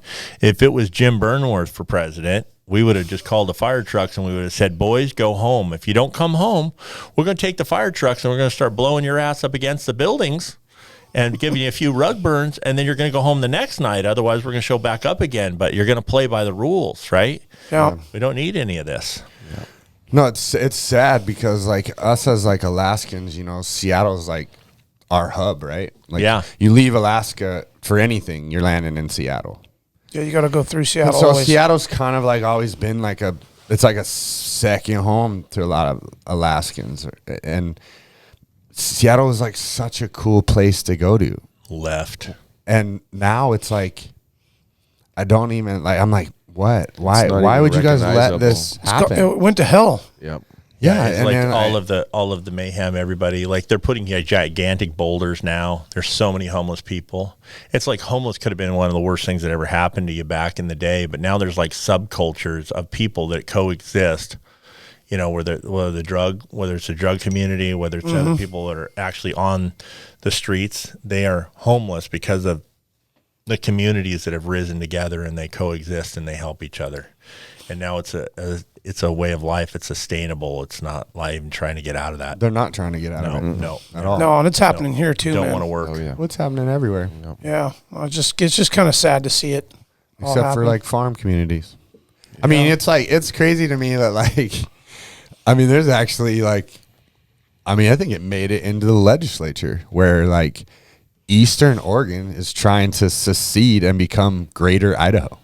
Like I think it literally got into the legislature in Idaho, where Eastern Oregon, and that's so they'll like change the border and like Yeah, shrink like, Oregon and expand yeah, Idaho. because you have the coast of Oregon, the coast of Washington, even the coast of California. Like all those metropolis are like drastically different views than the eastern side of those states, because the eastern side of those states are all farm ranch communities. Yeah. And they don't have the same beliefs. My sister lives in Sisters, Oregon, and she's very religious. My sister moved from Tennessee to there, and she's like, I want to leave because of the politics, and she loves it there. But she's like, the politics, and I'm like, well, not your politics. Politics in your town are fine. It's just, but Portland. Yep. And so, I mean, it's the same. We have it here. Yep. Yeah, we do. Yep. Anchorage is the same. Yep. I mean, our city council or whatever they're called, assembly. Yep. Like, I mean, it was like I work, my work's in the valley. So like Wasilla, 36 miles from Anchorage or whatever. And during COVID, Anchorage was the only place that like shut down and had like mask mandates. Well, all of like Wasilla, half of Wasilla works in Anchorage. So they're like commuting here and then like going home, and like they can go to the restaurant. They can go to the bar. They're having concerts. They're like doing all that. And it's just like, how are you as the assembly in Anchorage thinking that like you're doing anything with this silliness other than destroying small business? That's right. Which did happen. When we have like 30 miles from here, they're just like, they're free. Yeah. Chilling. And they all work here. And they're not killing everyone when they come to work. Yeah. It's just like Christy Nome, she did an unbelievable job. She rode the line, and she did a great job, as one of the greatest governors of all time, what she stood for. But I'm worried about the electoral votes Wyoming? changing. She's in South Dakota. South Dakota. And I'm just really worried about like the electoral votes, like everybody leaving New York that are completely left and then coming to a red state, Right. and bringing that poison over. Well, Arizona, right? Yeah. Arizona, traditionally very red state. Yep. Phoenix. I mean, I think that's what won the last election was basically Arizona's electoral votes, which was like, That was the swing. yeah, because my buddy lives there from here, and I was like, it's your fault. Yeah. I'm like, you did this. He's like, it's some fucking Californians. So funny. I had cameraman a long time ago, and Obama was just about ready to. It was that day to vote, and he lived with 3 people that were gonna literally go vote for Obama. So he grabbed all their car keys and took off. You're not voting today, The suckers. boys couldn't get there. That's great. Funny. Like the fact that he lived with them, I have no idea why. Redneck Republican all the way here. Oh yeah, no, it's loud and proud. I want to switch gears a little bit on. You traveled all over the world, hunt, recreate, do your thing. I've seen you hunt. I've seen some of your videos and your hunts in Kodiak. How often do you frequent Alaska? Actually, Man, bro. are you here all the time? What's really amazing is that I grew up hunting blacktail bucks. Yeah. Right? And then In Washington, right? And then Yeah. And then years ago, I read Chuck Adams. He was up there in the high country, on top of the hill hunting blacktail bucks, and had those pictures of them. And because I grew up with not the whitetail, with the blacktail in my hand, I'm like, oh my gosh, if I could just go to Alaska one time and hunt a blacktail buck, it would be my dream trophy buck, right? Not a big mule deer buck, like a blacktail Sitka, like would be it. Yeah. Chuck did it. I have to do it. Yeah. So, we had all kinds of hunts. I hunted with 88 outfitters, like, all over the world, and shot over 1,000 big game animals with my bow. And I've just been to a lot of places, and this little blacktail has just captured my attention like forever. And so the first thing that happened was I'd be invited right? And I had a friend of mine who shot the North America 29, just a real badass named Bobby Fromm. And Bobby kind of grew up in California. I've heard that name, Bobby Fromm. Bobby. Yeah, he's a badass. He shot the North America 29 with a bow and arrow. And so years ago, he brought me a videotape, and he went on the southern end of the island, and he just shot foxes and talking deer. Kodiak? Yeah. Yeah. And very early on, before it was publicized, you know, so Bobby went over there and shot that, and I ended up editing this tape, and I'm like, oh my gosh. So Bobby's like, well, the winter just hit. It's not good. Like next year doesn't work. And so years went by. And then every time I'd see somebody at a show that was just publicizing even a transporter trip, I'd like inquire about it, but no one would go on the southern end of the island. You know, because I think because of the weather and how far it is around the backside, they didn't have a vessel with guys that had enough balls, that had enough experience, I think, to like tuck in. And there was very few boats that went there. So first trip, I said, okay, I'll go on Fog Neck. So this dude gets me these like killer boats, killer lodge, everything goes on Fog Neck. And I think I humped my butt off, saw a bunch of bears, only saw 2 bucks. And was fortunate enough to kill both of them with my bow, which I felt like I climbed mine out Everest just to shoot 2 small blacktail bucks. It was not the experience I was looking for, not what I dreamed about, not something that I like had. This was important to me. Yeah. So then I finally just got to the point where I'm like, I got to put my own trip together. And I started just calling, and I called like 147 places, talking to anybody that possibly could have a boat that would take me where I wanted to go. And I had some little bit of coordinates because of Bobby. And we put a trip together with my family, and we went around that backside of the southern island, and it was the most incredible thing. And I think that. Is that what you did the crabbing boat or trawler or something? Yeah, we did a lot of the deadliest catch boats and stuff on that side. And then the boat that we went, believe it or not, I fished in San Diego. I forget the name of the boat, which is sad for me to do, but I fished in San Diego with that boat, long range for tuna, and then it got bought and built, and so I was on the boat already, and when it was there, I was like, oh my gosh, you own that boat? I'm like, you got to be kidding me.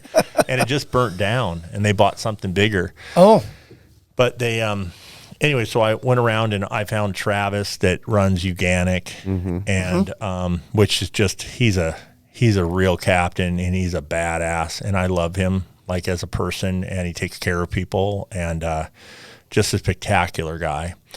And I helped him with like talking about what it takes to change the boat around to put enough people on there, because I was trying to run like 8 or 9 guys, 10 guys at a time, and most of them were my friends. And it was the first time that I really took people other than to Africa could come on a hunt with me. And I think that we grew men up. It's one thing for guys to think that, you know, they've actually put real meat on their backs, or they've really shot their bow and arrow, or they went out and, you know, shot their gun. And what an opportunity to be able to take 3 deer on Kodiak. Oh, yeah. Yeah. And if you've never been to Kodiak Island, it's surrounded by these little bays and these little pockets everywhere. And all of the salmon, you know, swim around there. And there's some halibut, and some of it's deep. And then every day you wake up in a new bay with the boat. And so you're in a warm, dry environment. You're on the boat. You're eating halibut. You know, you're roughing it in life. Sure. You get in the skiff, and you look up in the mountainside, and you decide where you're going to go. And as you get closer to November and December, a lot of those deer, depending on the snow line, come down closer to the beach. I don't say they're on the beach, but a lot of those deer die every year from standing on the beach. They get caught with the tide. You know, like 15, 20 of them, because they're eating seaweed to survive the winter. But the southern end of the island has a lot less brush, and it has some native ground on it. And so really what's cool about it is all of these guys would come and hunt with me, and they would, by day 3, they had to really put rain gear on. They had to really be dropped off on the beach. Their boots were wet, right? They had gaiters on. Then they went up the hill, and they had an opportunity at a blacktail buck. Now they killed it. Now there's like, hey, we might shoot 2 today, and you might have to carry the whole thing, right? And you're going to have to bone it out, and there's potentially a bear there. And all this stuff. And like, oh, if you're not back in time, because there's only so many daylight hours, the surf's going to come up. We can't compromise the only skiff we got. So you guys can't met this shit up. I'm going to give you a time. You're going to be standing on this beach, not one beach over, this exact spot behind this rock, nab back to it and be there. Otherwise you're going to spend the night. So a lot of these boys would come back with stories like, oh my God, I've never worked so hard. I thought I was going to die. I was thinking of my family is the only reason I went back. I was going to drop the deer and leave it. And then all of a sudden they're like, hey, you're just breathing hard. Use your brain, plan your day, and learn how to become a man. Yeah. And I know that sounds ridiculous, but Kodiak Island grew. We had some Navy SEAL extractions with the fogs and the snows, and start a fire down there. We're going to run up here and shoot this one right before dark, and we're going to haul ass down there, and you're going to pick us up with the skiffs, and it grows a man up. Yeah. It's a badass place, bro. Like God got it right when He invented Kodiak Island and a blacktail buck. Yeah, ain't that the truth, man? And you hunted that with your boys too, right? Yeah, I got with to your hunt sons. That. Yeah, I got to hunt that with my sons and a whole bunch of family, and it just it really is the ultimate, I think, hunting adventure. And what's sad is they're now working on limiting the deer number for. What are they going to go to 2? They go to 1. Oh, to non-residents is 1 buck. Yeah, it went to 1. Yeah, which is like really going to be hard to get people to spend that kind of money, even in a transporter, to come over to shoot 1 deer. Now, a lot of people go shoot 1 elk, but it's a blacktail. And the meat is important too. We fly the meat home, So like people subsist off that. Yeah. And, we're paying a lot of money to go on the southern end of the island and run the fuel and then be in that environment. Like, it's like my whole life, I have just tried to be right in Bambi's convention. When you're watching Bambi and all the bucks show up in one place, that is the southern end of the island. Oh yeah, and Kodiak. What's the driver behind that? Like behind the reducing it to 1?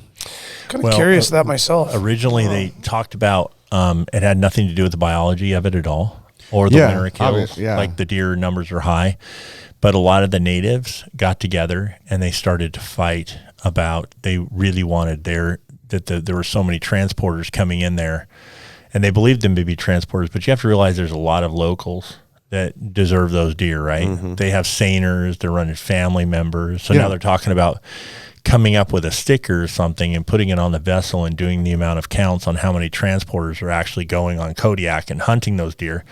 And those natives, when are those deer really on the beach? They're on there in December, right? You got winter. 3 or 4 hours to actually hunt them. By November, even during the rut, those deer aren't standing on the beach. No. It's not until the winter really sets in, and drops them down there, and then the snow's got to push them down.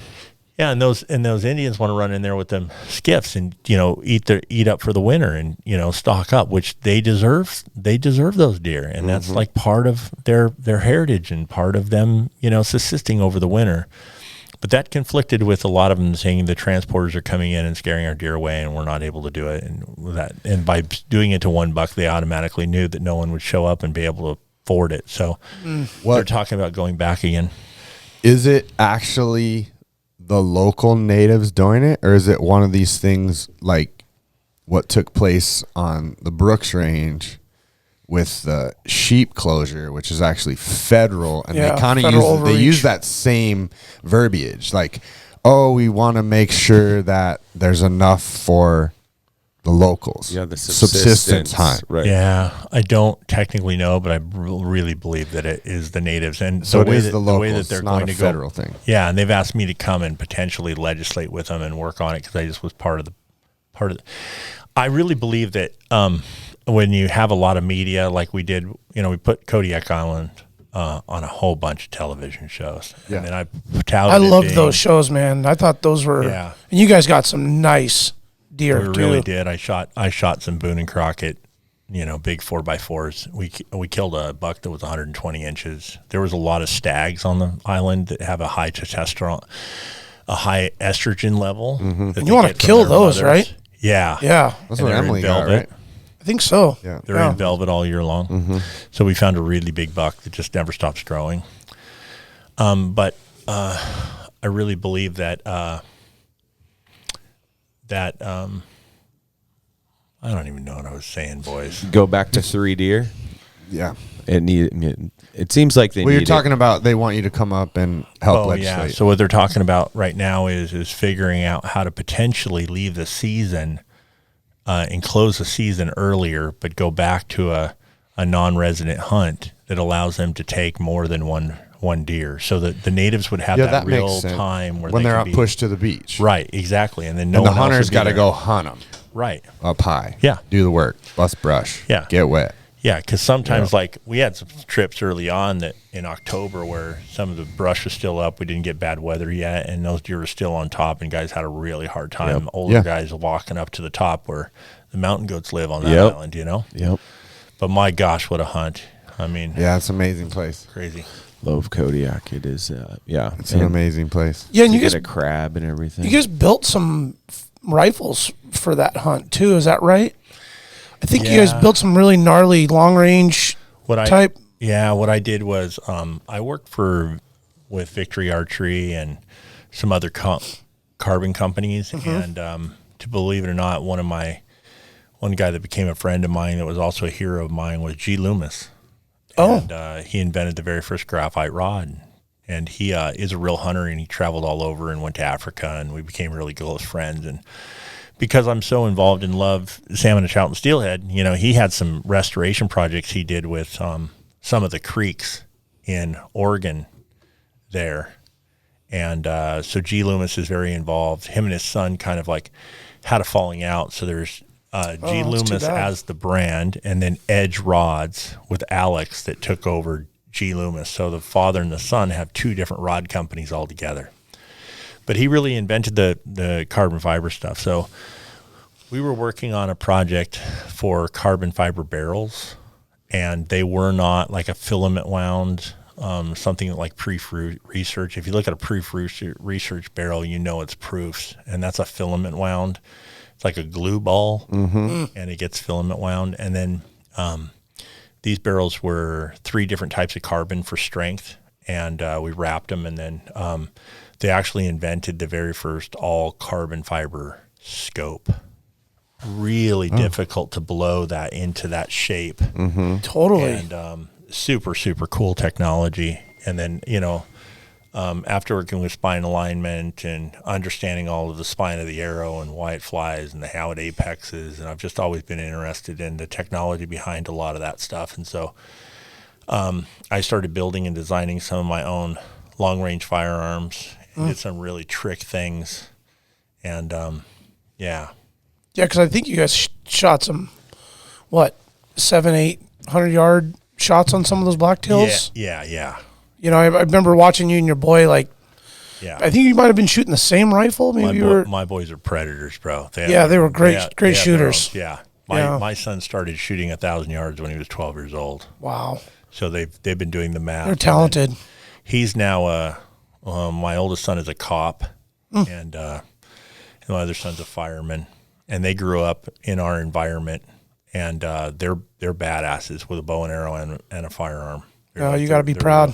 They're the real deal. Like we had a 26-yard indoor archery range in our home, so I grew up a whole bunch of young men.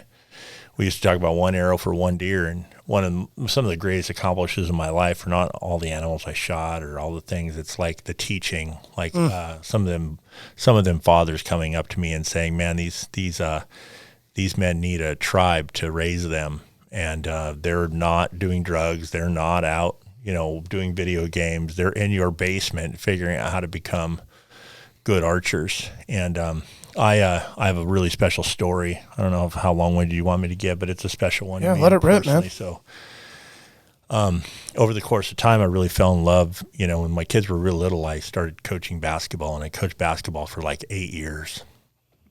And I ended up building a full-size basketball court at my house so that all the kids could be there and I could teach them. And I was always a guy that I wasn't real disciplined and I wasn't real competitive. So, but I love the kids. And so I taught them a bunch of stuff and made them laugh and do all kinds of stuff. I had names for them all. And then we really transitioned into archery, and my kids got old enough. We just had the most incredible space on earth to come and learn. And I disciplined them like they were my own kids. I told them to clean up. And the very first bow that they would get, they had to earn. Now, a lot of the kids didn't have a job. They didn't know how they're going to get them. So maybe I put them to work a little bit or something. Then we'd go on eBay, and we would find a bow for them. We'd find an older model that was kind of cool, and They earned that money for that first bow. I might have thrown them an arrow or a broadhead or a sight, but they had to earn it.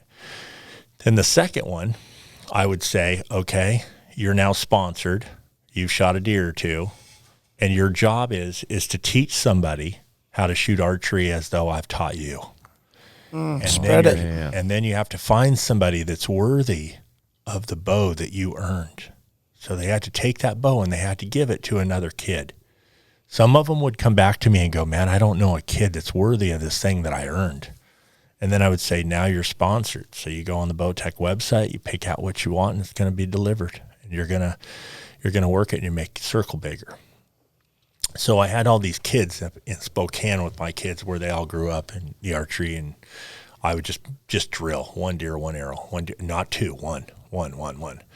So I met this kid. He's 8 years old, and his dad is the largest landowner in South Dakota. They're the Bees family. They're the second largest beef provider to Whole Foods. He's a wildlife commissioner now. And this little kid's 8 years old. So believe it or not, this is the way God works. Like, we're talking about showing up in a straight line. So I'm sitting in a cafe, and I'm with the guy at HS Precision, super good friend of mine, and a school teacher that loved to hunt elk. And we're all just running around South Dakota on public ground, hunting. And we always talked about the Bees family, that Travis was stingy and he would never let anybody hunt on it. And the girls would go out and shoot these monster bucks. And it's the only place in South Dakota where 200-inch deer. And we're literally sitting at lunch talking about Travis. And I don't know what he looks like. And here comes Travis. And he walks over to the table and he said, my name is Travis Bees. He's a quiet guy, a guy that has very few words. And when he says something, he means it. And he's a guy that would never allow anyone to hunt on his property. Okay, so this is just part of me living the good life, So I'm standing there. In walks Travis. He walks over and says, my name is Travis Bees. I own the Bees Ranch. I would like to invite you to come and hunt on my property for deer. The only advocate is that you have to hunt with my son, Traven. Now, Traven wasn't with him, so I didn't know how old Traven was. And I thought, here's one of those kids that got the rich dad who's trying to make his son famous. You follow me? Right. Yes. I know we've seen them all at the trade show, and by the time they're 12 years old, they've already shot the North America 29 and shot 72 sheep, and they're trying to make them famous and live through them and use their money. That wasn't the case with Travis. So this little kid that could barely look above the dash. Now, my buddies sat in the back, and Traven sat in the front. And now he's sitting up there and he's looking over the dash. Turn right, turn left. This is where the deer are. Let's go over here. And then instantly, my light bulb went on of the love I had for this little boy that I felt like should have been one of my kids. that his dad had spent so much time with him, that he knew so much about the ranch, that it just excited me. Yeah. And so here's this little crumb snatcher. So he wins. He goes third in the men's division at 15 years old in South Dakota. Only kid to ever receive an archery scholarship. We take him to Kodiak Island. He shoots a bucket 84 yards with his bow. Wow. He goes to Africa with us, and he wails on the ostriches and the baboons. And he's just one of my archery kids. Him and Travis and I talk a lot about disciplining him and, keeping him on the straight and narrow and using archery. And, he didn't know anything about bows, but he just fell in love, right? So here's this kid. So telling a lot of private things, but anyway. As long as you're okay with it. Okay, so we appreciate it. So we're there, and it's New Year's Eve, and Traven is driving a tractor up the hill, and they're going to have a big party, and he's loaded with hay. And those little berm hills that run up and down there. Mm-hmm. The tractor rolled over on him, and he lost his life. Oh, that's devastating. So before how old was he when that happened? 15 years old. Oh man. And it was New Year's Eve, and so then I instantly was in South Dakota. I was in Ohio, was running an ad agency, and I got in the truck and I hauled ass, and the whole family was waiting for me to arrive, and they asked me to do the funeral. And it's one of the greatest things I've ever been asked to do. It's a really special family and a really special kid, and what an honor. We changed a lot of hearts that day, and really special kid. who I loved, who's one of my archery kids, and you never know how you affect other people by doing the right thing and showing up. Right. Yeah. It was a great story, man. Thank you for sharing that with us. No, it's just hard. I know that tugged your heartstrings a little bit, Yeah. and we do appreciate that a lot. I had a question. You alluded to this yesterday at the Banquet? well, the university, Sheep University. You put on a clinic yesterday. Yeah. What kind of work did you do with Bowtech? I know Bowtech was your bow of choice. Yeah. Did you work actually behind the scenes in terms of development, R&D, and that kind of thing? I mean, Yeah. how deep do you go with Bowtech? It's funny because I grew up, my first bow was a Martin Lynx, and then I moved to the Hoyt and the PSE, and then I would have never ended up at Bowtech or even know anything about it, but there was an Oregon company. And it's kind of a weird story, but I was sponsored by Bowtech 3 years into, Western Extreme. Okay. And Bowtech had come along, and I heard a guy laugh at the ATA show, and I turned around, and here's this guy, Strassheim, that Real quick, what's the ATA show? it's the world's largest archery trade show. Okay. It's okay. it's And where does that take place? Like in Kentucky.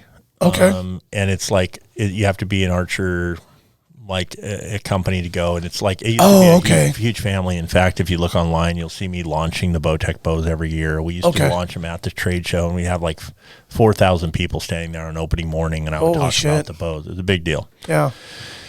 So he laughs, and you hear so he this, laughs. right? I look over, and I'm like, oh my word, here's the kid. I only had one job other than working for my dad. When I first got married, I worked at a place called Murr's Archery Den. Okay. And it was Just an archery shop? It was an archery shop. Yeah. And I didn't even realize I could even shoot, or I was around nobody. Nobody taught me anything. And then we had a guy that was a state champion, and they competed at a very high level, and he worked in the shop. And then I realized that I had this ability to shoot for the first time in my life, And I actually had a PSE bow, and we had a big window company right next door, and they had a magnesium riser back then, and so I was drawing 80 pounds out of it was the only bow that would go to 80, and I was drawing it, and the bow broke, and it whacked me in the wrist, and it racked me in the leg, and it racked me in the head. Ouch. And so the bow made so much noise that everybody from the next company over came in to see what was happening, and so it was the coolest day of my life. Because even though you took one in the leg, the arm, and the head, right? Best day of my life. I became a little bit smarter. So what's cool is that my boss called PSC, and he said, hey, we have a kid that works for us, and his bow just blew up. And Pete Shepley himself got on the phone. And so here's Pete talking to my boss, right? And I'm like, oh my word, I'm trying to listen as hard as I can with my bionic ears. Freaking Pete Shepley is on the phone right now, and he's talking to my boss about my bow. He's like, did he get hurt? No, he didn't get hurt. He just got whacked a little bit. We'll tell him to go through the catalog and pick out wherever he wants, and we'll send him another bow. And, he's probably worried about some kind of liability thing. Of course, I'm not going to sue Pete Shepley, for God's sake. I went to the doctor that day. So what's really cool is years later, I'm standing, and I'm sponsored by Bowtech, and I'm at the ATA show. And Pete Shepley comes walking across the trade show floor, and he shakes my hand, and he says, kid, you're building the best outdoor television there is. My name is Pete Shepley, and if you need a bow sponsor any time in your life, I'm the man for you. And he stopped and walked. Here's a legend legend, dude. Sure. Pete Shepley was the shit. Yeah, dude. you looked up to this guy. Yeah. Right, Pete Shepley back in the day had the largest boat company, had Ragsdale, he had every major shooter. That guy was a bad. We watched him. And by the way, if you look at my form, Pete Shepley made his risers really long. He shot a hot shot underneath his chin. He put the peep right here. Peep sight was over. It was always high. I shot like Pete Shepley. Mm-hmm. I have ridiculous pictures of myself with Larry D. Jones with suspenders on and camouflage, right? With elk fever. Yeah. I used to go I've seen some of those. I used to go to a small town, and because I was a video guy, I actually carried 2 VCRs that I built a wood box, so that when I went to every small town, I would go and rent the videos they had off of the 8 VHSs and make copies for myself, so that I had copies of every single VHS made that was a hunting video. Ted Spanky's with Too Many Bucks inspired me to go to Nevada, where there was $101 in one video. You know what I'm saying? Yeah. Like Bob Folkrod, who became a really close friend of mine, who was a badass, still to this day, one of the greatest mental hunters of all time. You know, these are my heroes that I got to meet. And then for people to look up to me is crazy. Yeah, that's awesome. And offer you a bow sponsorship. Yeah. Like, so you didn't take it, though? No. So what happened was I was with... so right when I got married, I worked at Mer's Archery Den, and this guy Strassheim would come in there, and I didn't have anything but like a regular car, and I couldn't hunt out of it. So he loaned me a truck, bro, a 1967 Chevrolet. Yeah. Sweet. And he loaned it to me, and it wasn't even insured. And I hunted my ass off in that truck and killed a bull elk, right? Yeah. So years later, here I find out that John Strassheim, his brother, started Bowtech. And they did not know that I was that kid until that moment, 3 years after they had sponsored me, that they had inspired me. And I hunted on their land for rabbits with those guys that were state champions. And so that whole Oregon thing. And then later on, I met Kevin, who owned the archery shop that became one of my best friends, that we actually shot in when we were kids. And so Bowtech, when they first originated, there was a lot of heart. It was ran by God. I'd never seen so many Christians in one place, and worked at a company in my whole life that had praise sessions, like building technology around it. Like, then what happened was they got bought, and then they brought in some guys, and it felt like a foreign company. It Lost its identity. It really did. It got bought and sold a couple of times, and then like they start firing people that you're like, how could you possibly fire this man? Like, I mean, like, do you realize what this man has done for this company? Like, and the projects he ran and the development that he created. If you took every single bow company in the world, every engineer that's ever worked on a bow, and you all put them in one room, and they had to walk out with one word on a flag, that word would be Bowtech, because no one has ever built or will design, because of the patents around that technology. It is the best bow system, regardless of what you think of it, or whether you like it, or whether you're a Matthews fan. I don't care what you shoot. I'm just telling you from a technical perspective, Jim getting no dollars. I will never have another bow company probably sponsor him the rest of my life. I'm not interested. But I'm telling you flat out that Bowtech Bows builds the best technology to shoot a straighter arrow out of any bow made, period. Can't even debate it. And do the other archery engineering designs, are they all kind of off of that? No. Original? Or what happens in the archery industry is there's so many patents that we end up with inferior product every day, because they get shittier and shittier. They have to design around the patents of protection. And then everybody's suing everybody. So we'll never end up with a broadhead that has all of the evolution of the product that normally would happen, because it got blocked 3 patents ago to allow the new advancement to be added to the old advancement in order for it to be better. And that's the whole archery industry. But Bowtech went in a whole nother direction, like the limb deflection, from the right to left of the limb pockets, or like a split bus binary overdrive, or taking the axle and allowing it to be moved, or the center of the axle has a spline, like a rotation in a camshaft or a crankshaft in a car, and you're having either cam timing or let off. So when you roll it, all the weight's on the string, and it moves into the control in the bus cable, and then you have the flex guard, right? When I understood that for the first time, before the flex guard was invented, I would take the carbon fiber rods that was the cable rod, and I would sand them until they bent. That's how it originally started. So I would bend them. Crazy. So you're intimate with the developers. Yes, and the in fact, engineers like there. a whole bunch of people through the whole archery industry wrapped their arms around me, and I was able to be privy and hang out and use my brain. And it's sad because I got screwed sometimes. Everybody always talks about the intellectual property of Jim Burnworth is his brain, and I have shared so much because I'm just this little kid that loves what I do. Yeah. And I'm not even worried about the value of it or what I give. It's more like being a part of the team. Pete Shepley used to say, dude, it's really just about wanting to belong and feeling like you belong. If you feel like you belong, right? I feel like I belong with you guys. Like, we're all connected. We have just met. Yeah. Totally. But you guys are badasses, you know, like your hearts, like what you guys are saying, the way that you're presenting yourself, like this really cool place that we're at right now, and just the whole vibe. And we're just having this like men talk today about things that are important, right? That's right. Sure. This value of this content is so important for all of us to share in. It's like campfire talk in here. That's how it always feels to me. It's Yep. like, That's what I like to you're call just it. in hunting camp and you're just sitting there. You just don't have the fire. You just got a rock and a bear skull. And to your point, it's belonging to, it's clan. It's Tribe. The tribe is the word. Yeah. So what's we're it take for tribal you three people. boys to come to Africa with me?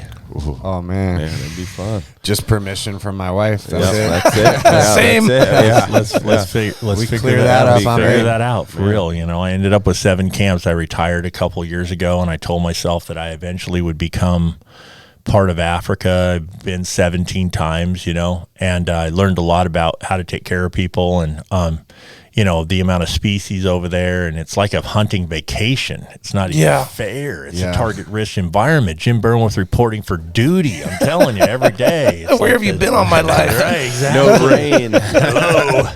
Hello. It's an amazing place. Just show up with 4 dozen arrows and a smile, and it just comes unfolded. Oh, I love that idea.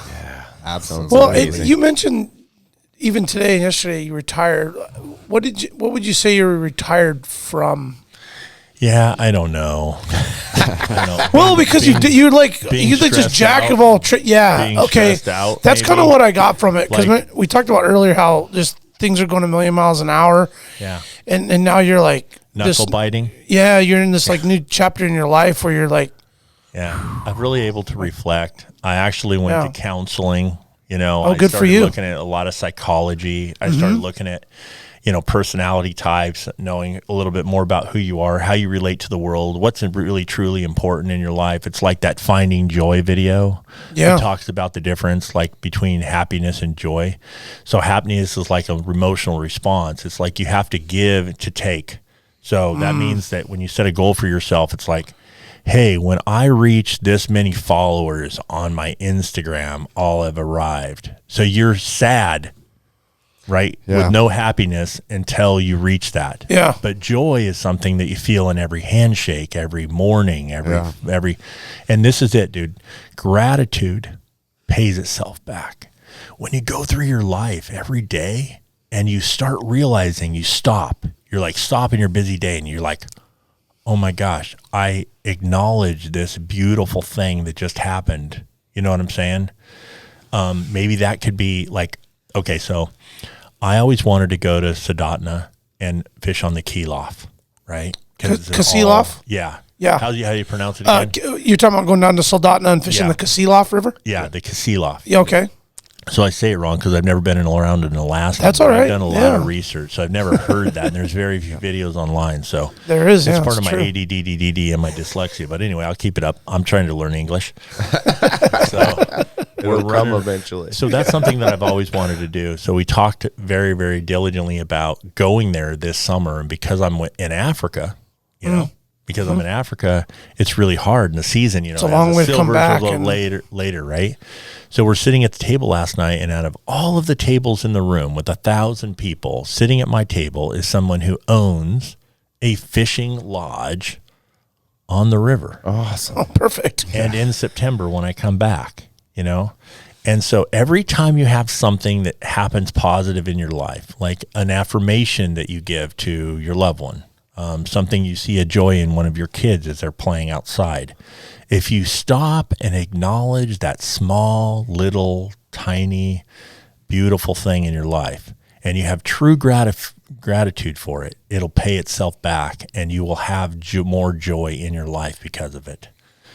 And so we are men. We're designed to hunt. It's in our DNA. It's who we are. It's a conquering.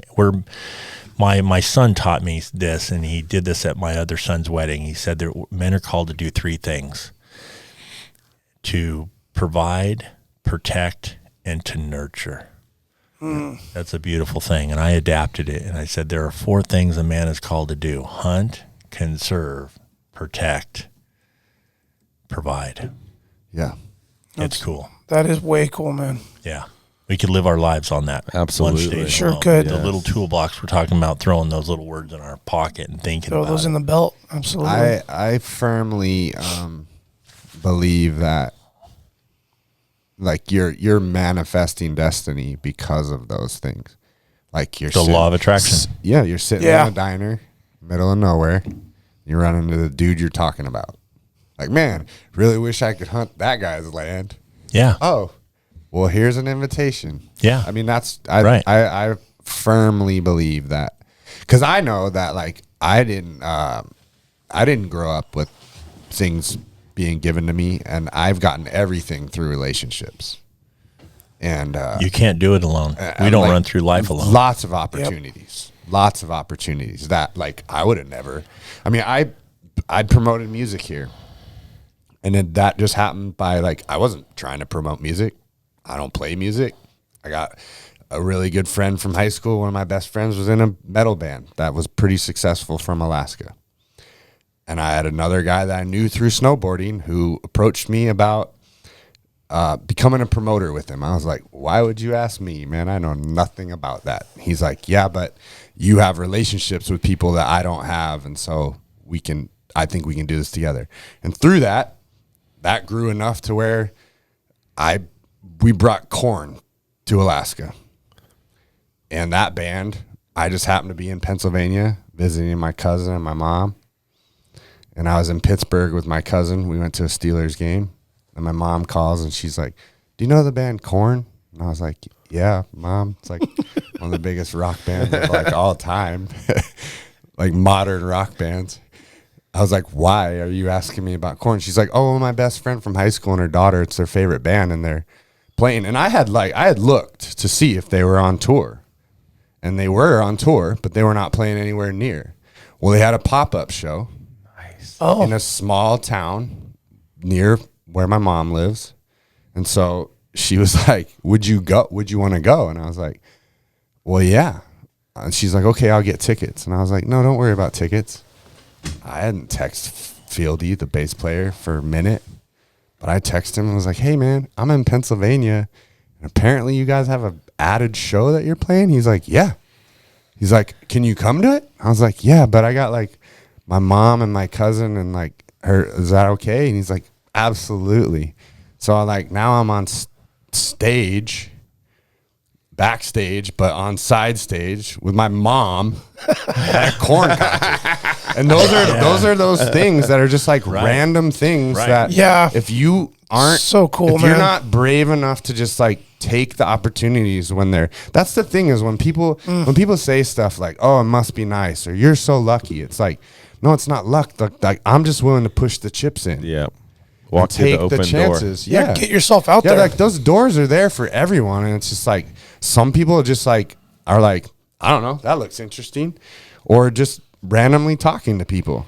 It's the law of attraction. It actually comes through you. You go through life turning right or left. If I'm looking for 392 Hemis, I'm going to eventually run into them, right? Like it's just the way, it's the way that it works, you know. And again, being prepared for that opportunity when it does arrive and being educated and having value. Ted Nugent is a really good friend of mine. I tuned his bows and hung out. And we hunted moose in the Yukon together, all kinds of stuff.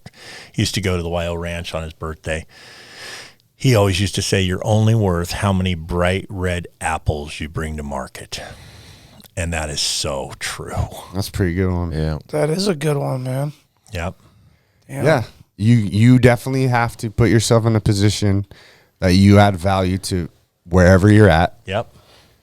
And that doesn't have to be, you don't got to be smart to do that. You just got to be, if you're a hard worker, willing. I mean, that's all. That's all Liked. I've ever told my kids. Like, Yeah, I don't interesting. care what you do, but if you want to guarantee success, like, because you might not be gifted athletically, you might not be gifted mentally. You might be born dumb, but if you're the hardest worker in the room, any room you walk into, you're going to be fine. Yeah. Yep. It's like discovering, like I always tell that about archery, you know, like a lot of kids, you know, they're the parents live through the kids, you know, a lot of people get into football and then they can only play through high school and then they still live in the past. And see it all the time at the hockey rink. It's ridiculous. Really? Right. You In fact, do? when the kids are little and their first, you know, trip to when I was coaching basketball and the little kids, they wouldn't let us like coach the second graders because the parents get flat out aggressive on their second psychos. you know, little tiny kids out there playing, you know, basketball, and they're freaking out that you're not playing them, and their kid's the best kid, and like this whole like weird thing, and that whole idea you were talking about, like just earning your way. Yeah. She I forget her name. Is it Dawn Staley, coach of South Carolina, just won the national championship. Oh yeah, undefeated season. She had a really good in a press conference I saw where she talked about that. She talked about how these parents get like psycho about their young kids, and they're only hurting the kid because they're teaching that kid that they should be able to survive on talent. You're the and best. That's not nearly enough. Right. You're the best. That's where archery comes in, because every single kid, regardless of his skill level, can just go shoot himself without a team, without anything. Like, I really believe that archery can save so many kids, man. that's true. I've seen it in my own life. Yeah, if you check all the boxes, football ain't working, basketball ain't working, soccer ain't working, hockey ain't working. Pick up a bow, buddy. Right? Yep. That's right. That's right. And you don't have to be a good shooter. No. Just go do the work. Do the reps. It's therapeutic. It's beautiful. It's mind. You can close out the world. You can shut everything else off and focus in that moment on that thing, on that task at hand. And it's so therapeutic and good for the soul, for the mind. Well, and it's like it's very discipline oriented. It's like a golf swing, right? Yeah. I think there's a lot of learning in archery. A lot of learning more than winning. For sure, especially in the beginning. A lot of really easy to lose. A lot of emotional management too. Yeah, because man, you can get pretty fired up. Yeah, and it's so. I definitely can. It's so disciplined. It teaches you discipline in a way that like it's hard to get it in another aspect because it is so important. I think a golf swing. Like, I'm not a golfer. I played golf enough to get to the point where I was like, in the beginning, it's just like you buy a ton of balls because you're gonna you're gonna lose a ton of them, and you don't care. You're just out there having fun with your friends who are taking it. And you're like, why you guys take this so serious? Yeah. And I got to the point where I'm like ready to snap clubs because now I'm good enough to care. Yeah. So when you mess up, you get and pissed. I'm like, okay, well, this isn't important enough to me because this is a very time consuming thing. And I live in Alaska, so it's like when I moved back, I was like, I don't. But archery is that same thing to me, where it's like, this is a serious thing where like you have to learn to duplicate something exactly every time for it to work. Yeah. Well. Yeah. That's cool, man. Let's go ahead and take a quick break. I'm gonna go to the bathroom if you guys don't mind.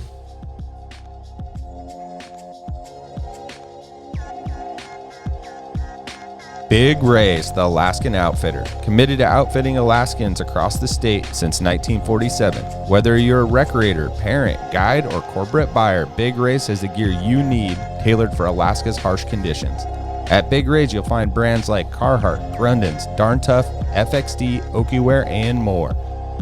Big Ray's is your one-stop shop for both outdoor gear and rugged work attire. Check out their new exclusive line of durable but affordable waders, inspired by and named after the majestic Aralik River in remote western Alaska.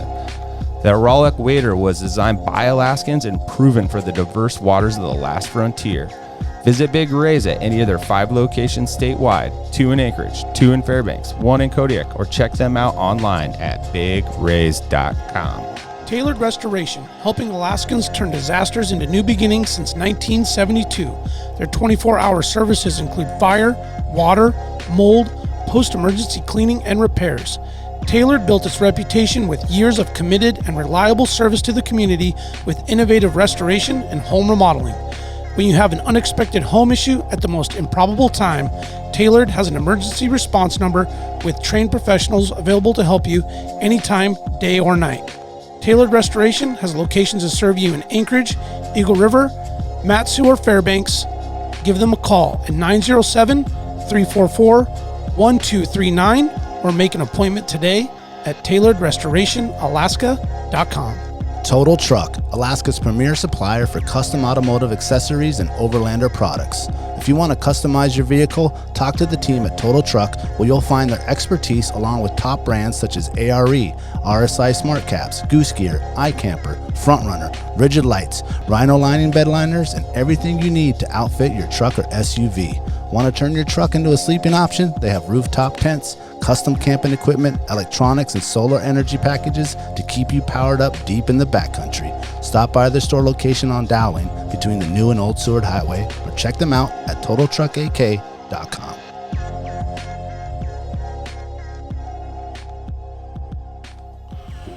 All right, we are back. Before we continue, just want to remind everybody listening, AlaskaWildProject.com. Our website is back up.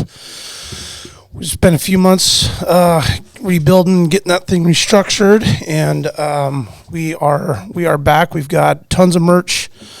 We've got the Mayor's Small Batch Salsa. We also have a very, very special item on there for any sheep and ram lovers out there. We've got Lou Bradley's Rampages for sale on AlaskaWildProject.com. It is a 3-book volume set highlighting all of Lou Bradley's personal, I think, 37 rams taken here in Alaska, along with many, many other amazing stories of other sheep, either taken, found, biology, data research. It's just an incredible set. It will be for sale, so make sure, once again, check out AlaskaWildProject.com. Buy a hat, some merch, T-shirts, and buy something. Support Alaska Wild Project. We definitely appreciate the help. So we are in segment 3 here. We're continuing with Jim Burnworth, host of Western Extreme, and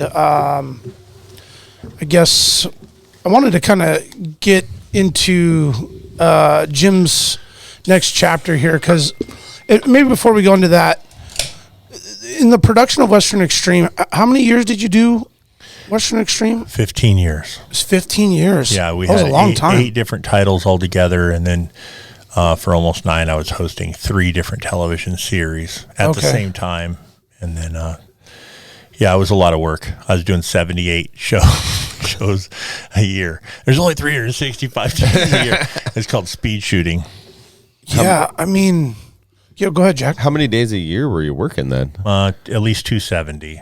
And then you have to add trade shows, speaking engagements.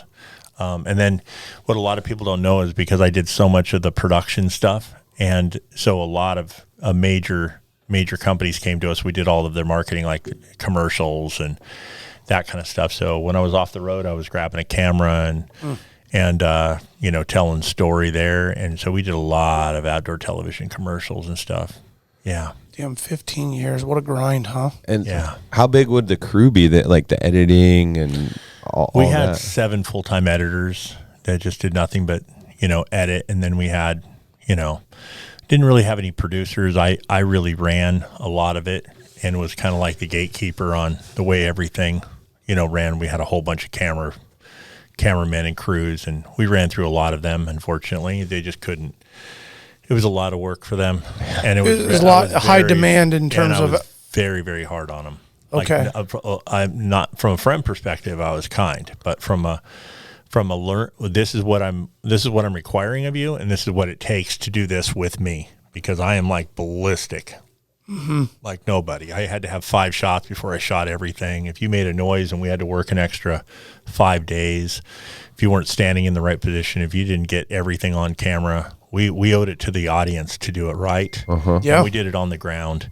So there's no like, everybody thinks, oh, there's a bunch of fancy editing. And you just like, no, you shoot the arrow, you mark the animal, you have one tag. There is no faking it. There might have been a reenactment or, some kind of a storytelling. I did what I call segments in the moment. And so I'd have the cameraman come with me and I would never slow down. And a lot of that's like, do I turn right or do I turn left? Or here's 5 tips that you can go on that you've never heard before. Right. Or, it's very hard to take a 22-minute, program and do what I want to do, right? Which is not just like hunt, shoot, recover. And the network would always tell me, it's like, Jimmy, you're making it look way too easy. Easy? Are you kidding me? I'm walking around on the ground in these mountains in the middle of nowhere. They're like, no, you don't. I don't sweat. Like I have a weird thing. So I never even carried a water bottle with me. Like I don't know if it's healthy or not, but I just didn't sweat. Right. So everybody else was die all the time. So I was always cold. Like I still to this day, if I was in California and it was 100 degrees in August, I would have the heat full blown, just trying to get the heat back in my body that I lost. Like, yeah, I saw a video of you talking about the lodges in Africa, and you're wearing a puffy jacket. Yeah, dude. And I'm like, I wonder how warm it is in that moment. Yeah, I like it's a weird thing. Like I burnt my hands, I burnt my feet. I had frostbite in my toes. Went to sleep one night with the water on my toes and woke up next morning, they were like ice cubes. Oh, and then I burnt my ears and my hands, and then I got to the point where I would cry some days because I just couldn't get the heat back in them. And then I never wore a glove on my bow, so I might wear gloves, but I would never shoot. So you'd take a riser and you would have to maybe hunt for 10, 15. I remember a hunt in South Dakota where it was like 27 below zero, and my cameraman would not get out of the truck. So we would try to park the truck within the thing, and I was rushing every one of the hunts. I was like, you got to slow down and chill out. And I finally killed the biggest buck we saw, but it took me a lot of stalks because it was so cold outside I could not function. Ooh, and a bow, when you're holding it, really that thing is just fiber, ice cold. Yeah, totally. Yeah, that's a lot. I was trying shooting this winter, and it wasn't very fun. No, it's just everything. Just carrying the bow around.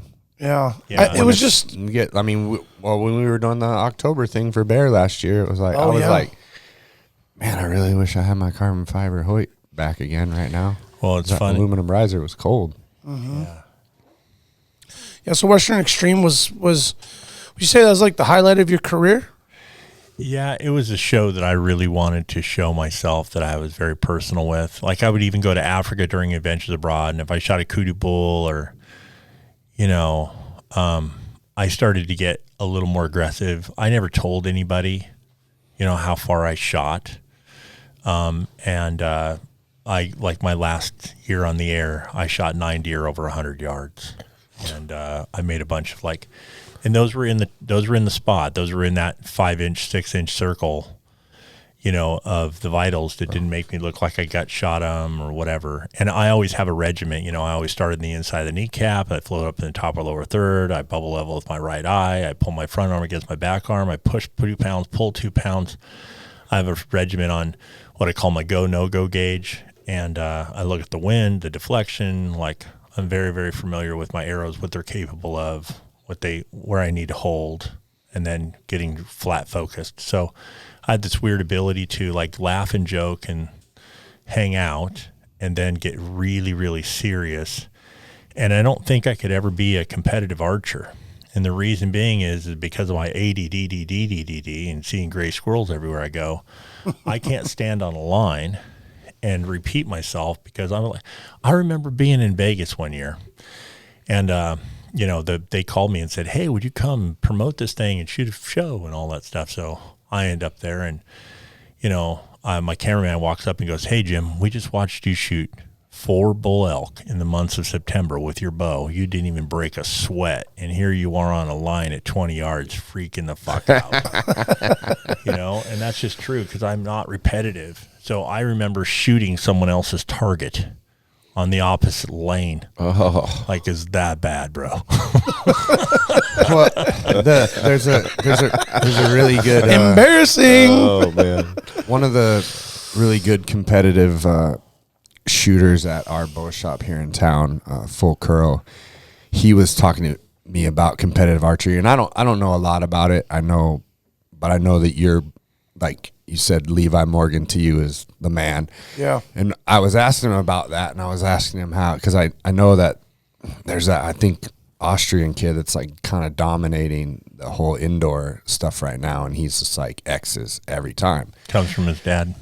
And I was like, why is it that Levi isn't, like, he doesn't seem to like do what he's like, because he doesn't have that, because you have to, that indoor, you have to be exact every single time. And he's like, It's repetitive. He's like, Levi is so game. good because of the 3D, because if you get behind, then you can shoot those 14s, right? Is that what it is? Yeah. And he's like, that's where Levi excels. Like it's true. He plays the game. He doesn't shoot well until like he put the pressure's on him. Like he needs a couple screw ups to where he's got to shoot 14s, and then he's like buries those. Yeah. Have you ever heard the statement that you can't make old friends and you can't gain that experience? I mean, here Levi just stands on the range, and the boy just knows he can count yardage like nobody. Yeah. They put all them targets in their backyard. They study them religiously. They know where to aim. They know how to play the game. You know, there's a bunch of tricks, but you can't gain that, but anything through experience. And I'm not competitive. So back when I was winning in California, and when my kids were growing up through the archery thing, I did a whole bunch of competitive archery like that, but it just wasn't my thing. Like, yeah. I think I do really well shooting at game, at distance, and that's my thing. The only reason I own a gun is because I want to hunt. The only reason I own a bow and arrow is because I wanted to hunt. Like, just shooting is not my thing, even though I say I'm a shooter rather than a hunter.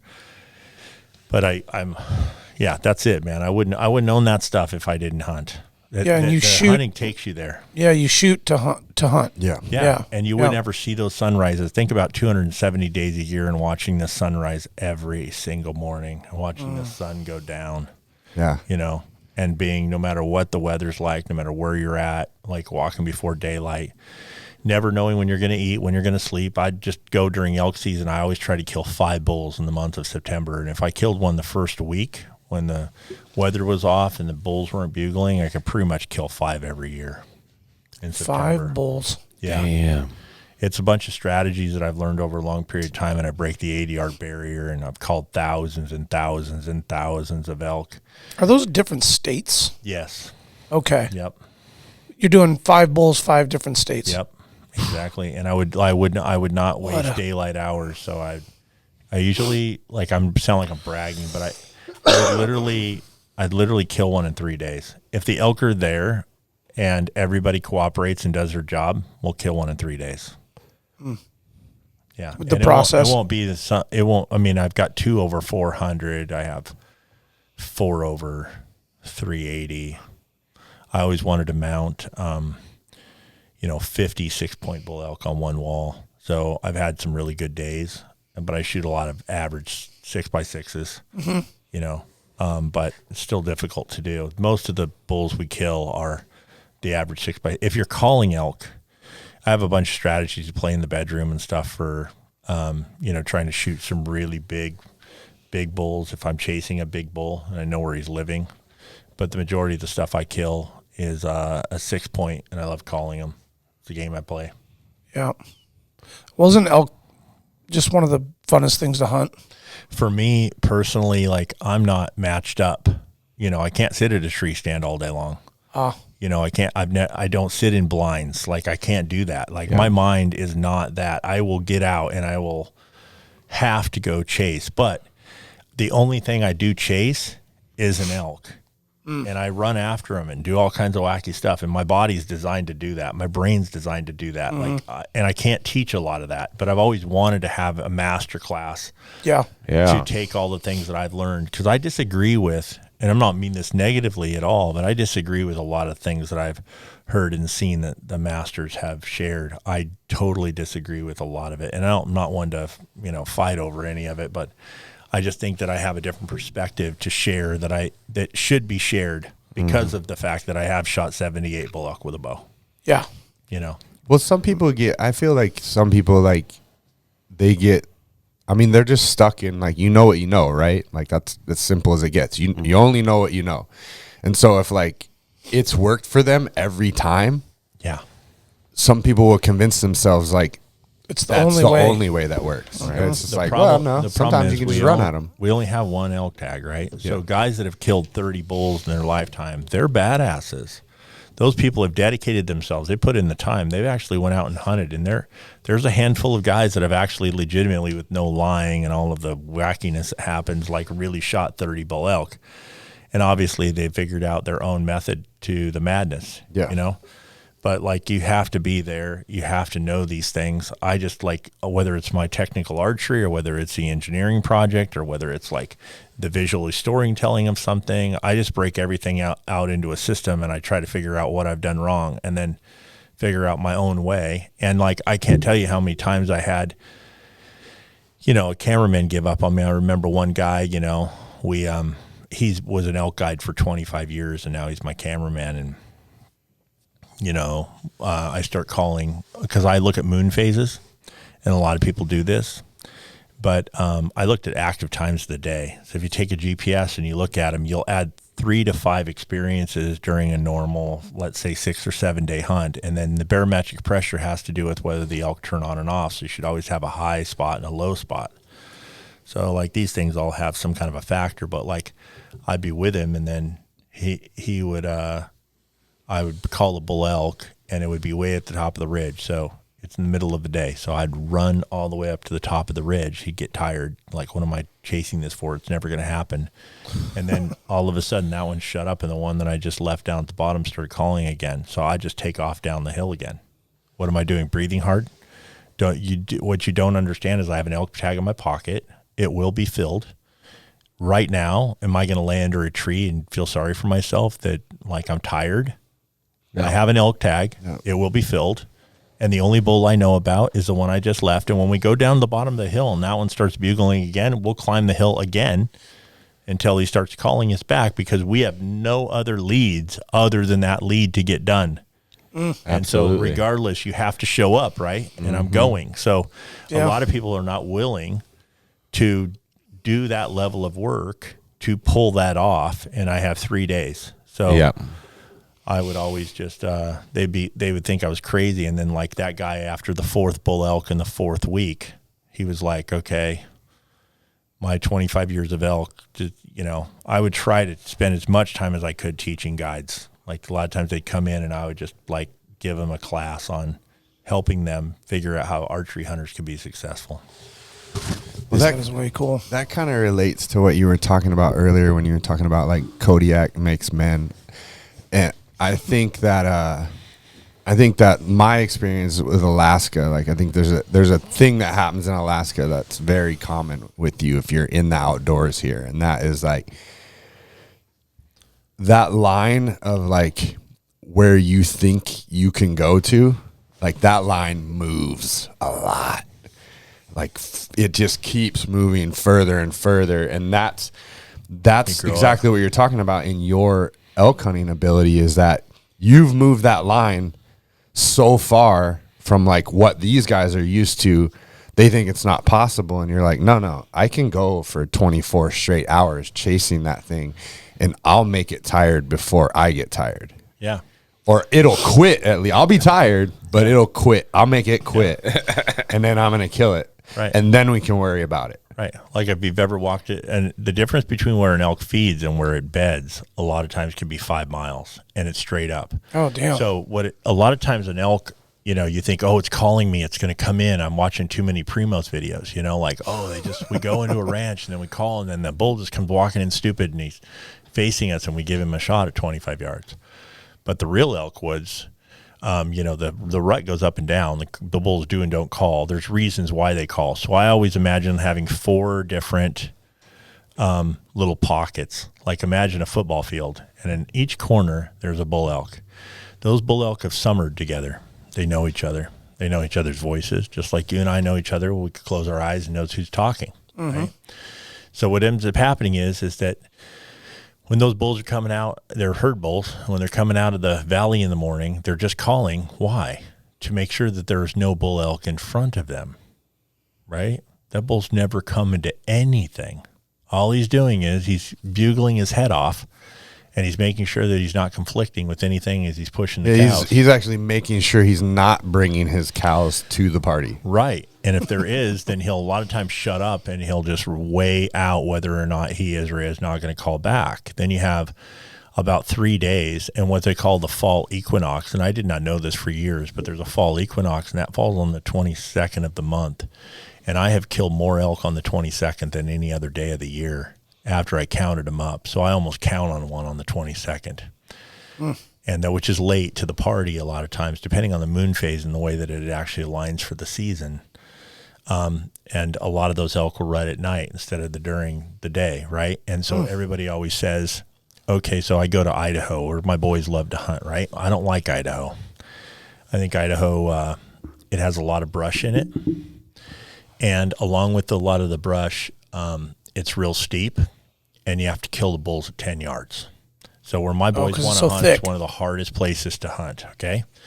So I go there with them, and there's 4,378,000 guys running up and down that Avery Ridge, hunting elk. And so they're like, okay, Dad, how are you going to teach us how to elk hunt where we elk hunt? And they just kept saying, Dad, you got to get off the road and come elk hunt with us, So I'm in Montana, I kill a bull, and I'm supposed to go elk hunting with my boys, and they're all excited about it. So I end up home, and they I don't even know, but I drive up the driveway, and I'm with my buddy, and my whole family's outside. And I get out of the truck, and I go to give them a hug, and they open up the garage door, and there's a 6-point bull elk. I'm like, holy crap. They just went over there for a few days, and then the other door opens up, and there's the other 6-point. So my boys went over there and slayed a couple of big 6s, right? So now they're going to come and hunt with Dad. And so I showed up with them, and there's 4 million guys. And I don't want to be seen because I don't want any rumors or weirdness or whatever. So what I used to do is I would say, you take the truck and you run 2 miles behind me. I'll take a radio and a GPS. And then I start at the very top of the ridge with the barometric pressure and the temperature. And what I find is a lot of those bulls have been pushed off a ridge or two from the actual road. So what I do is I walk down the hill all day long, bugling my ass off till my throat's dry. Do you go up in the dark super early? Well, what I do is not just that, but I actually start in the daylight. And I take the entire day. I walk down the whole entire ridge from the top to the bottom. I take the GPS and I mark those spots where those bulls are like 1 ridge or 2 ridges off the main road. Every time I hear a rig, I hide so no one knows I'm there. Where I hunt, where there's a lot of people. Then I mark the spots. Then I go back at 3 o'clock in the morning and I sit on them ridges and I shut the truck off them roads, and I bugle at them. And I listen, and I kind of get a feeling on how hot they are, or whether they'll call back at me, or, because a lot of times when you start to conflict an elk, the elk will shut up. And a lot of times if you really want to have a strategy, you could have a guy back, and then you start sneaking on them. And then there's a strategy of hunting an elk and calling an elk yourself and doing a little loop on the hill itself that you can do. And you tuck under. I always like being on top of an elk instead of the bottom part of an elk. Yeah. I also run after them, and I feel like most of them I kill in 15 minutes. If there's an elk bugling at me and he's pretty hot, and I never mix cow calls and bull calls together. I always use one or the other. Early in the season, all of the elk will call back a bull call, not just to come kick my ass and just because he runs to a call. He's starting to work his lungs. He's starting to work himself up. He's got body temperature starting to rise, testosterone level, the moon phases are falling. And then as time goes on, he might respond to a cow call. If I mix a bull and a cow call, then he thinks I'm a satellite bull that I'm trying to kill, because the majority you're trying to kill, and you mix the two of them together. So I always start with a location. I always go 270 degrees. I make everybody twist their ears in opposite directions because of the bounce. And then I call long, and then I locate. And then there's something like you do what they call stealing an elk call. So stealing an elk call is like, I'm only going to call because if I call a bull calls me and I call him back, I know he's not going to call me. He just ended up bugling. He just exhaled all of his air. He just let it happen. It's not going to happen again. It has to be a few minutes before he had. So how many calls am I going to get from this elk before I locate him and figure out how to kill him? Right? Every one of them is a steal. So people don't know when to call, how to call, why to call. And then they also, with rhythm and timing, that bull elk needs to know that I'm talking to him. And on camera, like in Montana, I'm not even shitting you. I've called bulls 3 miles because of rhythm and timing. I'm playing with him, calling him. And then pretty soon he knows I'm talking to him. And here he comes. And so you calling too loud, mixing the two together. I'm not saying I haven't called bulls and killed them off of a bugle, but the majority of the time and then I have what I call the T or the L, and it breaks the ADR barrier. And this is the number one thing. An elk will tolerate hearing you. He'll tolerate seeing you, but he will not tolerate smelling you. Yeah. So that's sheep. It's the hardest thing, right? Sheep, same thing. And so they swirl during the middle of the day in a lot of that timber pocket. So you got to be really, really educated on how you're going to go about it. I used to take like a blender, and I would take green saplings and I would blend them, and then I would set them in the sun to let it ferment, and then I would just rub that shit on me all the time, because there's a difference between how fast you can walk depending on the scent travel. So if I'm in a timber patch, I'm not going to get a bull to walk across a meadow to me. So if he's on the other side and he can see me, I know it sounds ridiculous, but this is the kind of stuff that matters to me. Like if we were all together and we were all hunting elk together, I would make us all single file line in a profile that would be the narrowest profile, literally tuck, and I'd be serious about it. I'm not fucking around. And we would all run across that meadow patch to be in that timber where that bull was, even if he saw us, right? So many times when an elk comes in and he sees me, I've killed him a bunch of times where they came in and saw me.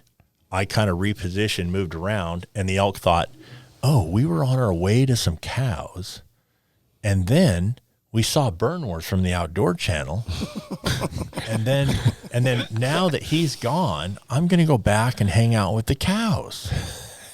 And if you don't call on them right away, right, then they step on a grouse, forget their life, and then pretty soon life's back to the action, and call the bull back in and kill him. And so there's a lot to it. There's a lot to it. But I have my own strategy. So I always believe that everybody says, well, there's too many. You can get these bulls that are like so call shy and they won't call. I'm like, you keep frickin' calling for 1,000,000 years in a straight line, and you keep walking. And if you have to spend the night under the tree, quit worrying about your uncomfortability. You just keep calling until you get one to call back. I can decide I'm going to spot and stalk or wait to listen, but how many days am I going to do that? You keep calling until you get a bull to call you back, and then the game starts. And it goes. Yeah. Yeah. Go ahead. We need to take this elk 101 from you. Absolutely, I'll be the first one to sign up. Well, the 80-yard barrier with what I call the T. So I'm not as scared of an elk, and what I mean by that is that a lot of people get so freaked out they either are too fast and they're going too forward, or they're hanging back too far. And I just look for like an 80-yard kind of like opening, and then I have what I call 3 layers back. And the best way to do it is actually with 2 buddies. So you have one shooter, and you have a short caller and a long caller, and you switch from the long to the short, or from the short to the long. And you break the 80-yard barrier, and then you're not standing on the trail. Elk walk on trails, so we always separate. We're walking up the trail, we call, everybody bust right or left. I make everybody follow a procedure. I'm not just like, hey, we're all going to go elk hunting. Then you get some buddies that are just protocol. Like, that don't want to play. And so when I get into elk camp and I actually have to hunt with someone, or even if it's a guide, I'm very kind and polite, but I let them know that I'm the one that's going to be running this elk crew right now. And then I say that politely. I don't mean that disrespectfully. No. And then I tell them, hey, let's go out and play war games in the yard right now. before we even start the hunt. And I know it sounds baby land, but it's like what needs to happen so that everybody understands. Because I tell them, we're going to kill the first bull that comes in, the first one. We're not going to screw up on 4 and then kill 5. We're going to kill the first one. And the only way to do that is if we all work together and everybody knows where they play. Yeah. Communication is key for sure. I don't think it's being baby at all. It's just setting the communication and boundaries. Well, and you're an effective team that way. Yeah. You are. And everybody wins. Yeah. Right? Everybody's going to get an elk or Yeah. at least a hell of a fun experience. I believe if I took 3 people and taught them how to elk hunt, I could kill 3 bulls together faster than we could ever kill a bull apart. Yep. Yeah. Yeah. True. Yeah. You also love hunting black bears, right? I've shot over 50 black bears with my bow. Yeah. I love them. I've climbed in dens. I put radio transmitters in them. One of my Burnworth most wanted is I saw at SCI a few years ago. I went back and saw it 4 times, but there was a 711-pound black bear. Wow. Oh my God. Where'd Monstrosity. that come out of? Dude, they got them in Wisconsin and Pennsylvania? Not Pennsylvania and one other state, New Jersey or something. Yeah. So, Wisconsin. I was surprised when I looked up the world record black bear, and it was Pennsylvania. Because I grew up there, and black bears, all the black bears I saw were tiny. And then somebody told me, or I read somewhere, that the highest black bear density is in New Jersey. Yeah. Which I was like, what? Actually, it's in Washington State. Oh, is it? It is. It's in the Quinault Indian Reservation. Yeah, I saw the work that you did there with the local biologist. Yeah, it was really, really cool. They were losing over $2 million worth of tree damage to the actual black bears every year from eating the cambium layers. So they take their sizer teeth and they ring the tree, and they teach their young how to do that. So they try to use a bait supplement during the spring to try to run 2 generations and get the bears out of it. But they were sacred, so the game biologist called us, and we were the first non-tribal members to ever hunt there, and I had unlimited bear tags. And I would go there and I would try to find absolute giants. And I killed, everybody says, a 400-pound black bear. You know what it takes to get a 400-pound legit black bear? There are not very many of them, not even in Alaska. Yeah, that's an old bear. Yeah. It's a very old bear. It takes somewhat sometimes 20 years old, and a boar may not even, who's long and lanky. I remember putting a radio transmitter in a bear that was 2 years old. I shot him 6 years later, about 2 miles from where we put the transmitter in him, and just part of the hunt cycle. Mm-hmm. And that bear still, he was 9 years old, and he still didn't have any girth, and he still had some space underneath his little elbow there. Mm-hmm. Yeah. But I always look at a black bear. A lot of people don't know how to tell the difference between a male and a female, and a boar a lot of times would be long and lanky, and then they get a muscle structure on their head, and then their ears start to tip out, and then they start to waddle, and they're just nothing like it. I just love black bears. I love them, really love them, and I love hunting them. And I've only caught myself gasping naturally 4 times in my life, and 3 of them were literally on a black bear, where I had a mature boar that I knew was a giant. I was hunting him and trying to get him to show up at daylight hours, and completely silently looking over and realizing that I just went, and I lost my breath because a giant showed up in daylight hours. That bear is smart. He knows every single frickin' trail in and out of there. He's not some boo-boo bear that's just coming in to grab a donut. Yeah, 15, 20-year-old bear. He's got knowledge. Yeah, he's a badass dude. When they show up, I'm like, oh my gosh, I love that. That's a true trophy for me. I love them. I love them too. Chad's has a newfound love for spring bear hunting or bear hunting in general. Period. Yeah. I mean, we chased a nice black bear the 11th hour in October, October 20 something this last fall, and fog would have lifted half an hour earlier. Yeah, we waited all day just to get a 30-minute window, but it was exciting to go up after him because it was a nice awesome. bear and archery. But I saw you did a hunt with, was it the rivets? Did you do a hunt with the rivets in is that British Columbia? Alberta. I think. Alberta.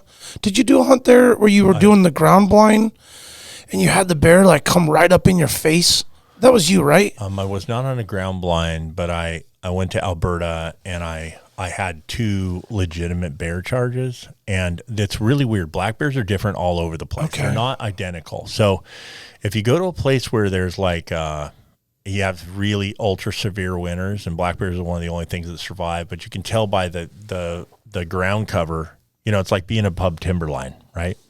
Realizing how much snow is and the growth cycle smaller. So if you go to Alberta and some places where there's really good bear hunting, the bears are not frightened of you. So I've had them literally walk up to me. I have a very famous picture where I have my bow in my hand and I'm on the ground, and the bear's like 2-3 yards from me. I had some of them, like I tipped the end of the arrow. That was on the Western Extreme, right? Was that on? You had a video? Yeah, I've had them walk on top of my truck. I had a legit bear that I had to like literally start shooing and shoot under.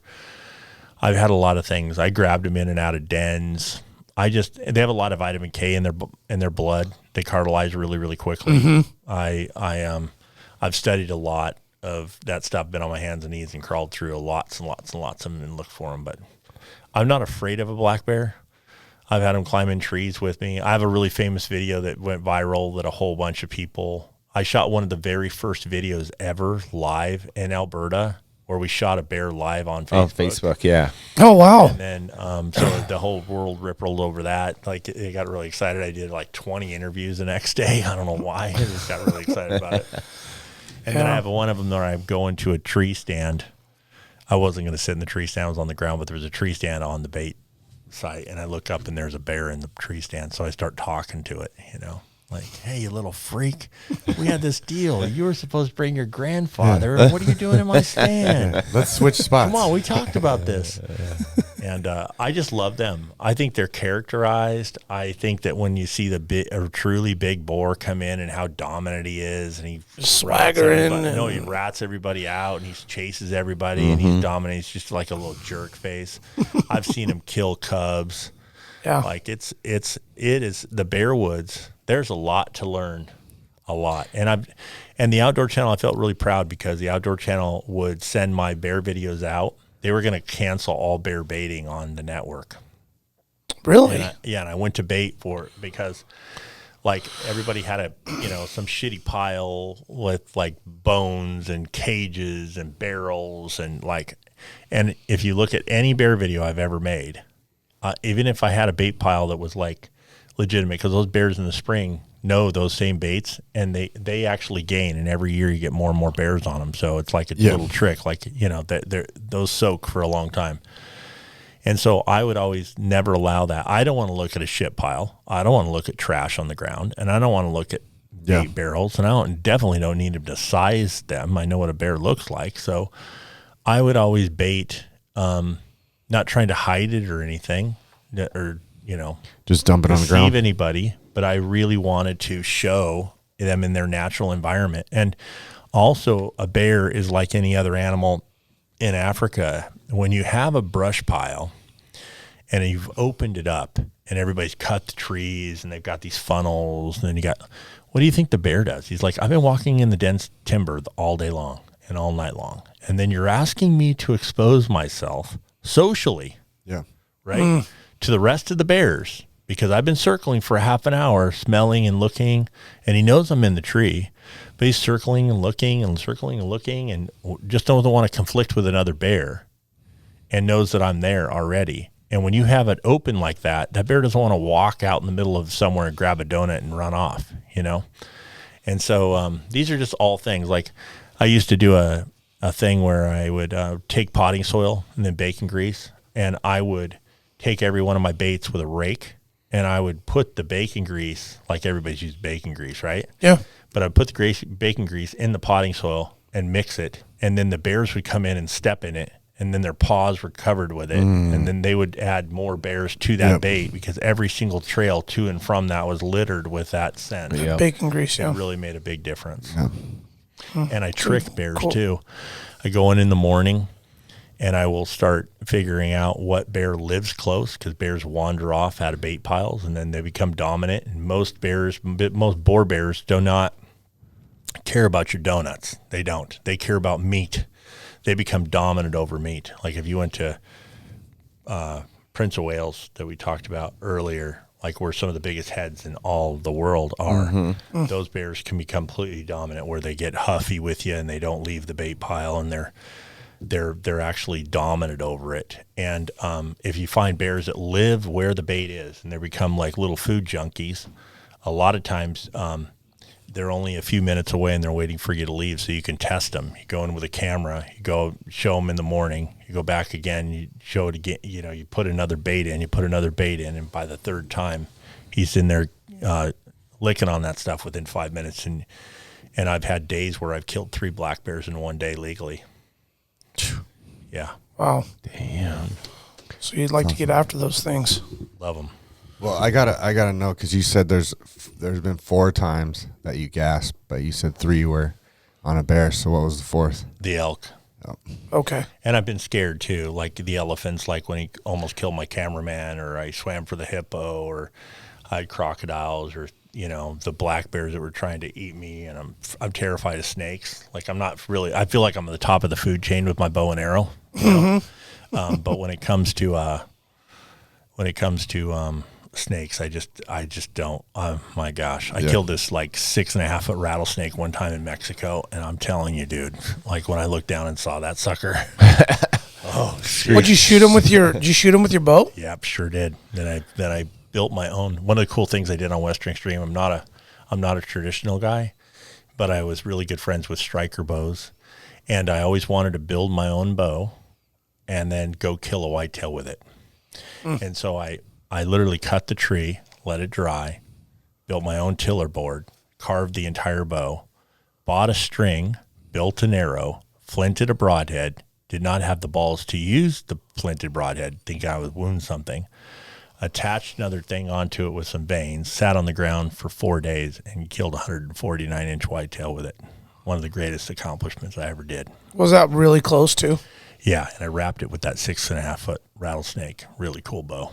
Oh, wow. It turned out a little bit lighter, and the tillers weren't perfect, but it was my first real attempt to build one. Oh, that is so really, cool. Really proud of it. You'll have to text me a picture of it if you have one. Yeah. That'd be really cool. I got a big smile on share. my face, for sure. Did You know how cool it is when you're smiling. Oh yeah. Did the striker guys help you with that process at all? No, it was before I met the striker boys. Oh, okay. Yeah. Okay. But I got to go in the striker family, and I built a bow with them on camera, and then I shot it at the end. Okay. And it was really a special family. I really, really enjoyed them knuckleheads, man. It was cool. Where are they out of? Oh, somewhere in Ohio. Okay. Yeah. Okay. Wanted to touch a little bit more on the Africa stuff, because is that currently where you're at now, as far as let's say like what you're doing for work? Yes. You got camps and clients, and Yep, we do. And what's your business called? It's called Jim Burnworth Safaris. Jim Burnworth Safaris. That's simple. All right. And so, yes, I have a whole bunch of camps a year. One of the things that I'm doing is I have 2 camps a year where I do advanced teaching.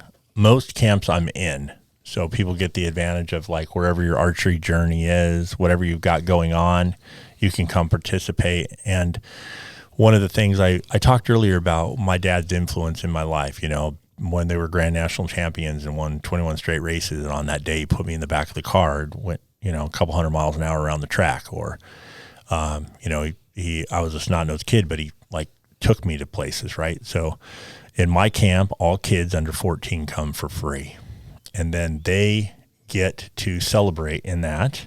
And their mom and dad paid a lot of money to put them on a plane and take them over the ocean, you know, over the pond. And so when they get there, I go out with them personally, and we go and shoot their first African animal, usually a blessed buck, because they'll be truly blessed, like I have been on my very first trip to Africa.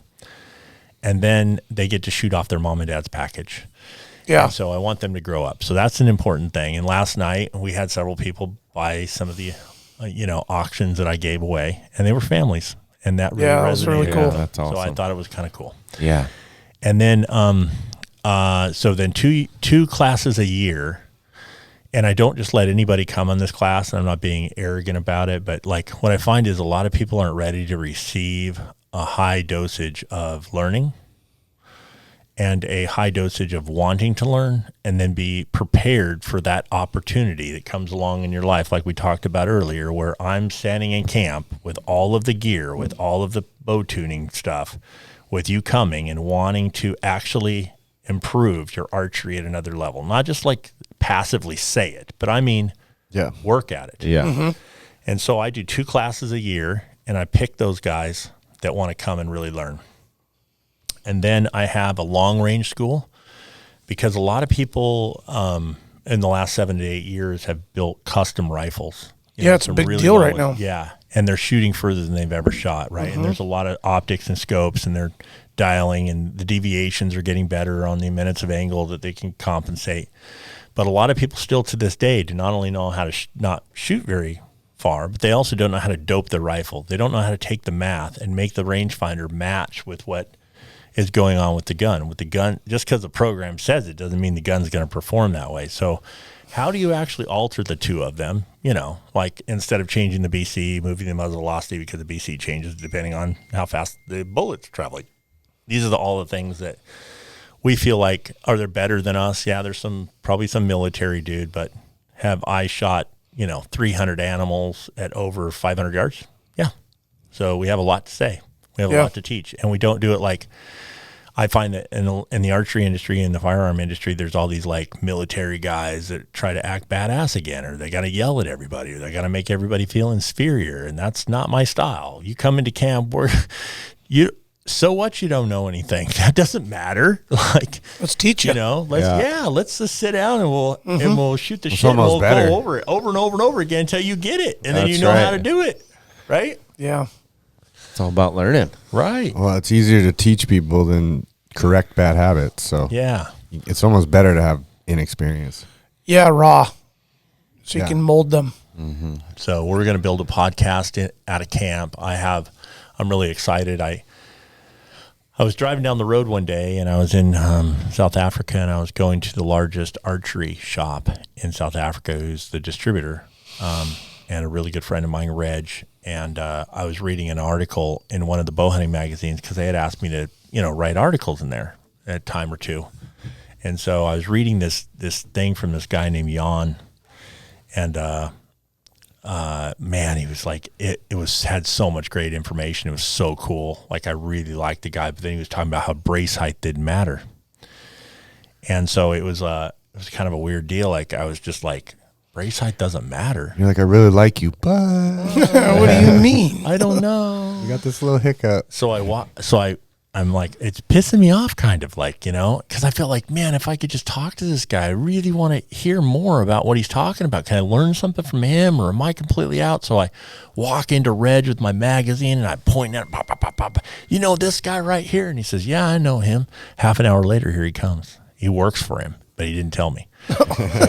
Here comes Jan. So he walks in, and he takes me well.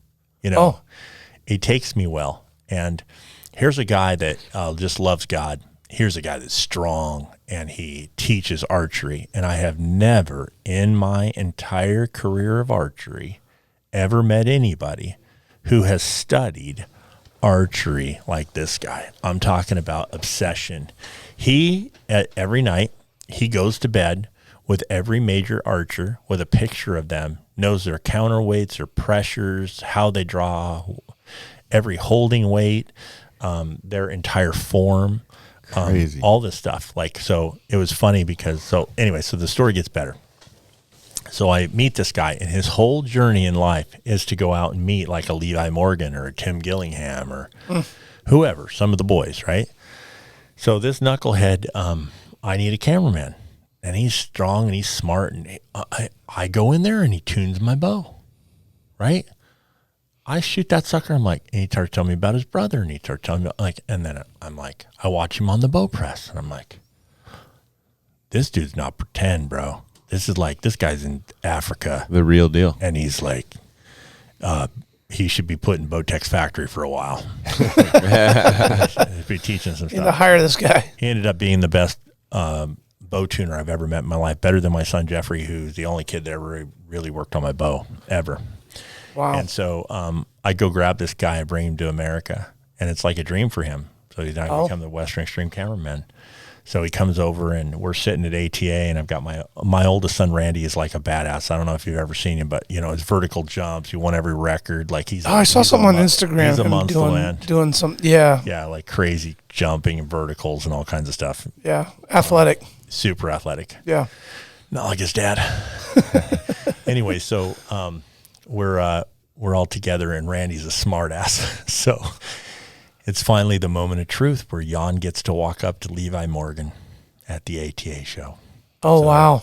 We go up there, and I'm like, hey, Levi, this is Jan. He came from Africa, and he's like really an amazing dude, and he's always wanted to come over and compete, and, he's my cameraman now. And my son Randy looks at Levi and goes, yeah, he has a picture of you on his ceiling, and he looks at you every night before he goes to bed. Oh, man. A little weird. Ratted him out. Goes, what are you talking about? And Jan just like completely like clams up, doesn't know what to say, completely out of place. I took that down. I don't have that anymore. So actually have it with me. It's right here. Jan became my cameraman. He traveled everywhere with me, and we had I've never had anybody that I've learned from. I've never had anybody other than Tim Gillingham that I would even listen to, and that has actually studied and done stuff.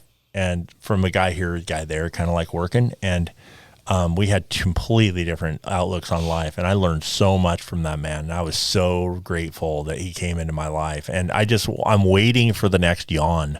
Yeah. That has a different discipline to come into my life and help me. I'm sure he's out there. Teach me things. Yeah, for sure, dude. For sure. There's some great archers in the world. I'm just waiting for people like that to come into my life that I can learn more from. So Jan is in camp now, and he's now he was my cameraman for 3 years on Western Extreme, and now he's hired, and he's coming to camp in Africa. Wow. That's awesome, man. Super cool. Did you pick his brain about the brace height? Yeah, he's wrong. Do you have a preferred agree to disagree height, like range? The longer the better. Yeah. I talked a little bit yesterday in my class about deflex and reflex risers and the way they're designed, and the fulcrum point and where the riser comes out of it, and anything that your hand is behind that fulcrum. And I can show you in a settling time with an arrow what a fulcrum does and the way that it's actually positioned, and the limb deflection and four corners, and there's a lot to it. You know, it's one thing to say, and got it, 40 yards, whatever, right? Yeah. Maybe I overthink things. Maybe I'm just a crazy human, but for me, it matters. So, and as long as I've learned something, I have to teach it. It's just a rule. If I learn it, then I'm going to teach it. If you teach me something today, I'm going to process it, put it in my tool belt, listen to it, evaporate it, put it back on the table, and talk about it. Yep. That's pretty cool. So how much time you spend in Africa then? The whole summer? I'll be there all summer, and then next year we start in March, and we're there through September the 6th. Wow. Yeah. Just enough time to come back and kill those 5 elk?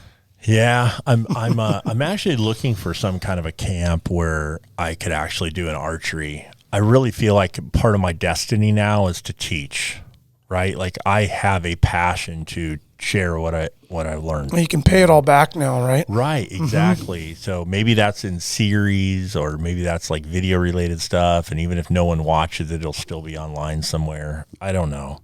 But I think that me building an elk class where I would love to have like 6 guys and 3 and 3, and then I teach them long, short, collar. I know this sounds horrible because I have a different output on it, but I would almost take people to a high fence ranch. And the reason being is that everybody would like, oh my God, Burnworth shouldn't be on a high fence ranch. He's so horrible. People take the meat home. What's the difference between it and a cow? It's not a cow, it's an elk. The elk still bugles. It still runs around. It still has 4 legs. You still have to shoot them perfect. You have to learn at some point. You don't want those guys that aren't prepared, that aren't willing to put in the time, that don't have anybody to teach them, that didn't grow up with a mentor, that don't have cool friends, that don't live in the West, who want to go on an elk hunt, need somewhere that they can cut their teeth so that they're not out wounding shit or spending a whole bunch of money and taking up, and everybody's like, well, at least they're not competing with you out in Montana on your lease you want to hunt on, right? And wounding shit. So somebody has to learn at some point. So I'm not that big. I'm just you know, it is what it is. Who cares? Like, the guy took the meat home. He paid for it. Did he cheat? Did he bother you? I always say the last time I heard something negative about our sport, it did not come from a vegan or a vegetarian. I don't even know those two people. It came from one sportsman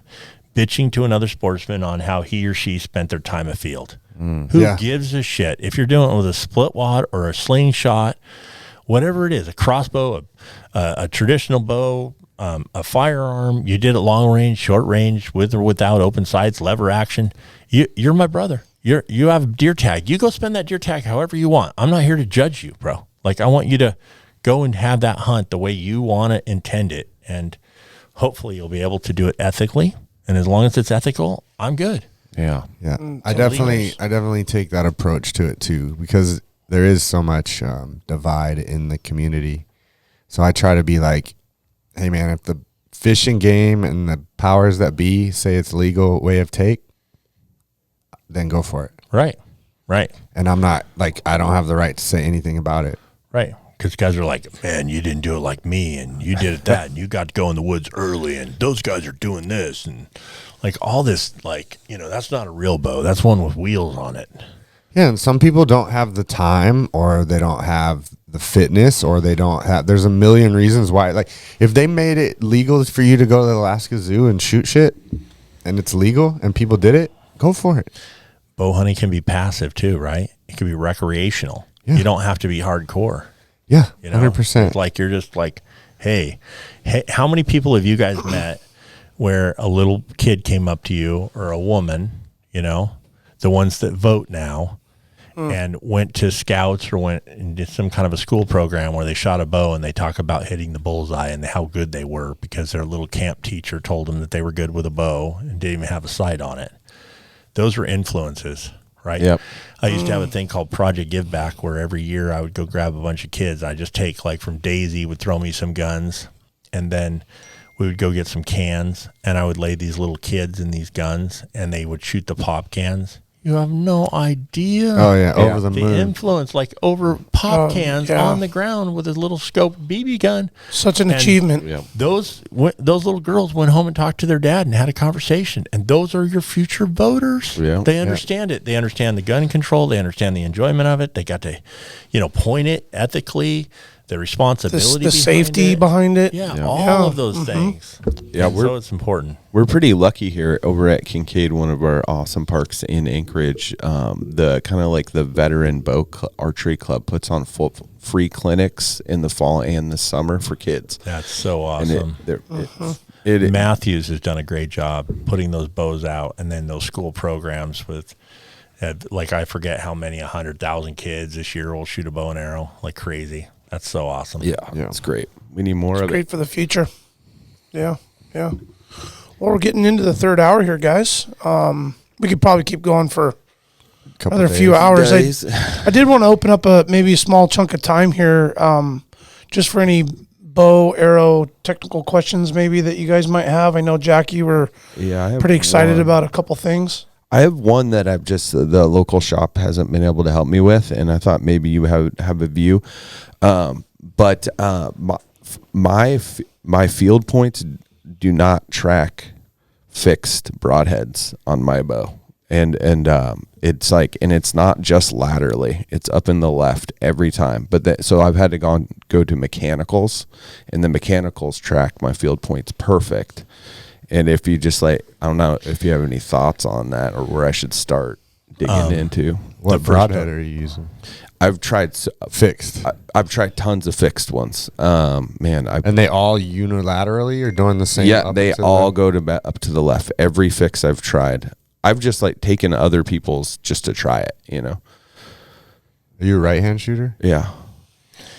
Okay, so first off, no broadhead, even a mechanical at some level, will ever shoot. If we ran it at a hooter shooter, there are some broadheads. There are a few of them that they're completely blocked out. But you have to realize that you have a spine of an arrow. The length of the arrow has everything to do with it. If you cutting it to a certain length and adding the broadhead change the spine, the dynamic spine, like all of that stuff. So a fixed head will never, ever shoot with a field point. I just personally have never had a bow in my lifetime that would ever do that. I shoot a head that looks totally traditional. It's no one would ever buy. It looks like it came out of the 80s. It's vented perfect. I made a living off of it. It's chemically sharpened. It's beyond sharp. It's an aluminum ferrule. Never lost a blade, ever. Shot him through every kind of a front shoulder. I passed through about 90%. Literally, I passed through 90% of everything I shoot. You can watch me on camera. I'm like through. I have a 2.5 hour kill video. There's nothing but me shooting a bow and arrow through animals, like literally 2.5 hours long. And over and over and over again, same spot, going through the whole thing, following the regiment. So the first thing you need to realize is paper tuning is not tuning a bow. Okay. And what do you shoot right now? Redworks, Hoyt. Okay. So, there's a lot of great bows, not good or bad, right? But, shimming, getting the string directly behind the arrow and just moving the rest does not mean that you don't have tiller timing problems, cam timing problems. Everything gets exaggerated and gets out of whack with a broadhead. So, you have a flight problem. Are you using, what's the offset on the fletches? I couldn't tell you on the top of my head. So are they got a helix to them? Yeah, they do. Okay. Yeah. So I really believe that you shouldn't have anything over 2.5%, 3%, because there's two ways to guide an arrow. You can either add weight in the front of it and the rest of it follows, right? Or you can have control in the back. So what bear shafting is the only true way, where you take a bear shaft and you start tuning. And then I don't know if you've ever watched. I have a YouTube video somewhere. I'm wearing a Superman shirt as a joke. And yeah, if you want I've to seen like that. Superman. Yeah, and I talk about being able to tune the rest to the arrow so that you have a bow will shoot a line, but it won't shoot a straight line 90 degrees off the riser. So the further it goes out, the further likely it is to shoot right or left of that line. And so I have a very special way that we move the rest and we align those so that our grouping at 20 matches what it does left, right at distance, like 60 or 70 or 80. That's the one with you have the two rings. I have a ring and I shoot through the ring. You watch me shoot through the ring at like 70 yards or something, right? Right.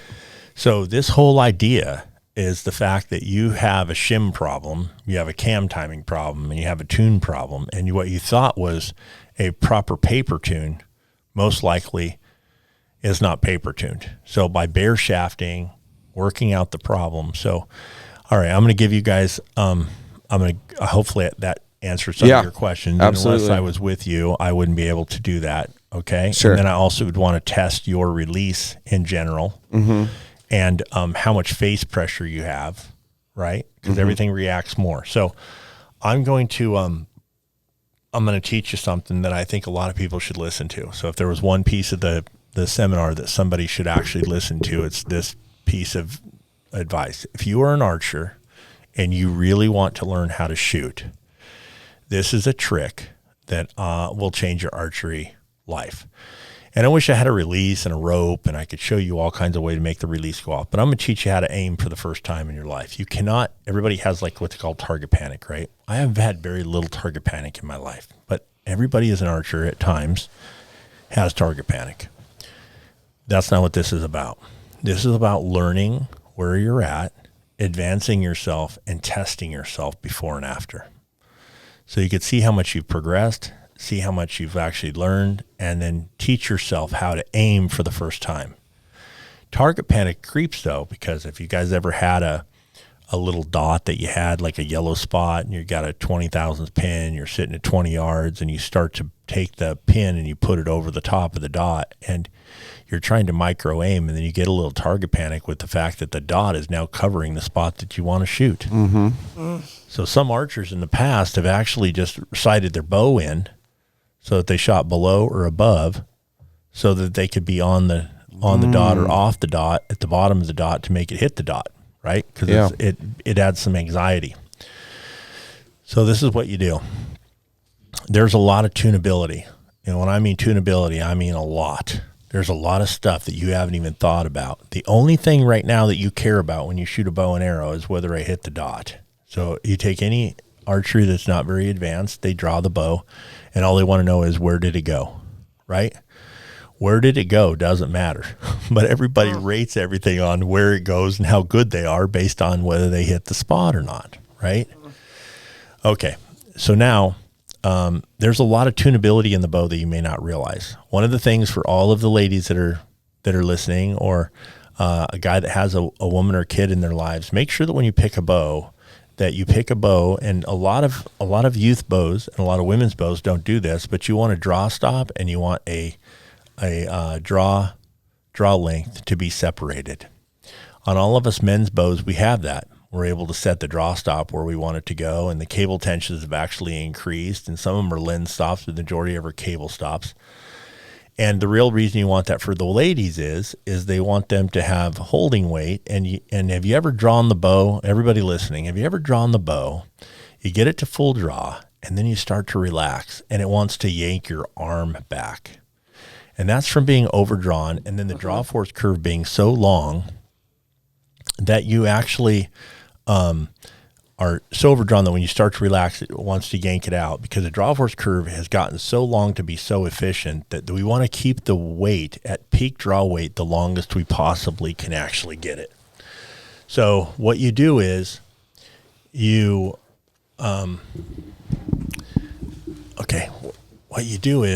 you start with a laser. You go down to the 7-Eleven and you buy yourself a laser, one of the $20 ones. Doesn't have to be real fancy. You're not going to do anything with it other than take some black tape, and you're going to tape it to the top of your bow limb. Okay? And the reason you're going to tape it to the top of your bow limb is so you can test yourself before and after as you're actually working through this process. And so what you do is you take, I always shoot at what I call 1 minute of angle. So I take a 1-inch dot. Home Depot has what's called a roof. It's like a roofing nail. It's blue and it's red, and it has a little silver nail in the center of it. You take that and you put it in the target. Okay. And then what you do is you tell yourself, I'm going to see how steady I am, and I'm not going to shoot an arrow, and I'm going to stand at 20 yards right now, and I'm going to draw my bow, and I'm going to aim so precisely that I'm going to see how long I can actually hold that pin in that 1-inch dot at 20. And then I'm going to draw the bow 3 times, and I'm going to get 3 tries at it. And I'm going to try to make it as steady as I can. I'm going to move my body. I'm going to hold it there. I'm going to steady it up. And then all of a sudden you just hold it.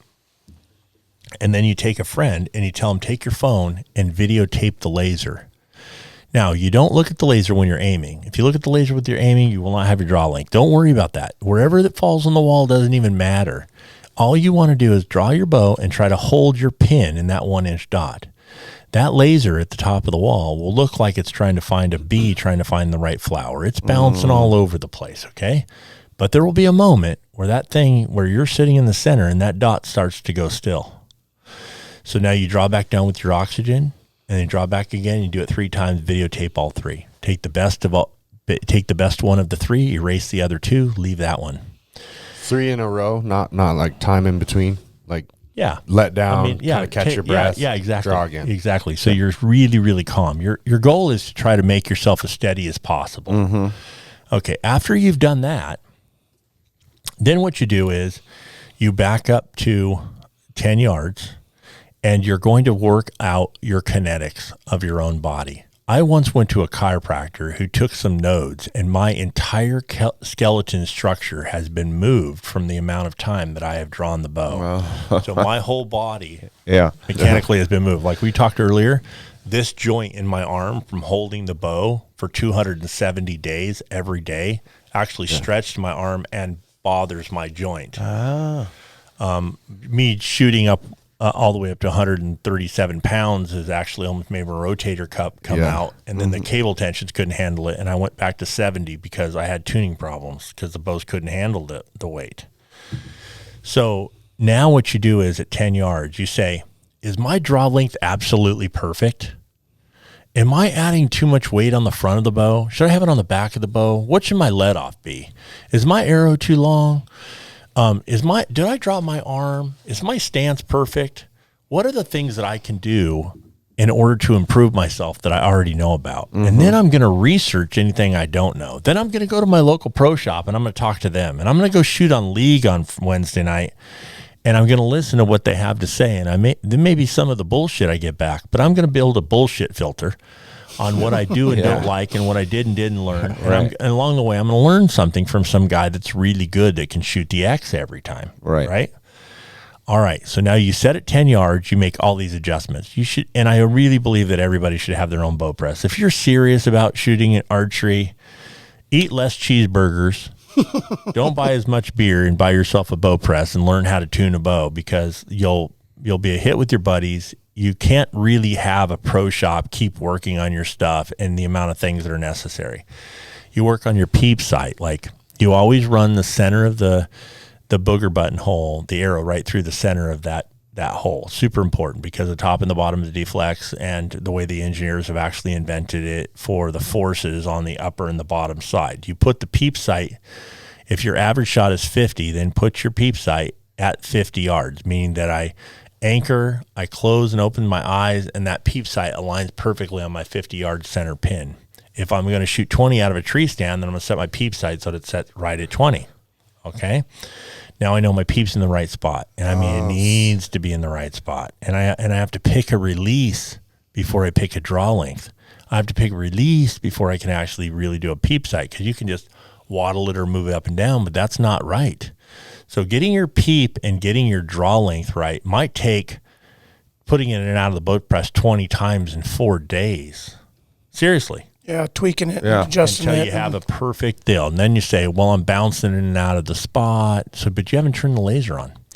So for the entire week, and this takes 2 weeks, this is that discipline thing. Are you ready when it comes around? Are you ready? Have you really practiced? Have you really done your work? And are you going to be able to shoot in the X ring? The only thing I ever care about is whether I shoot them in a 12 ring. That's it. I don't care about how big they are. I care about whether I shoot them perfect. Right.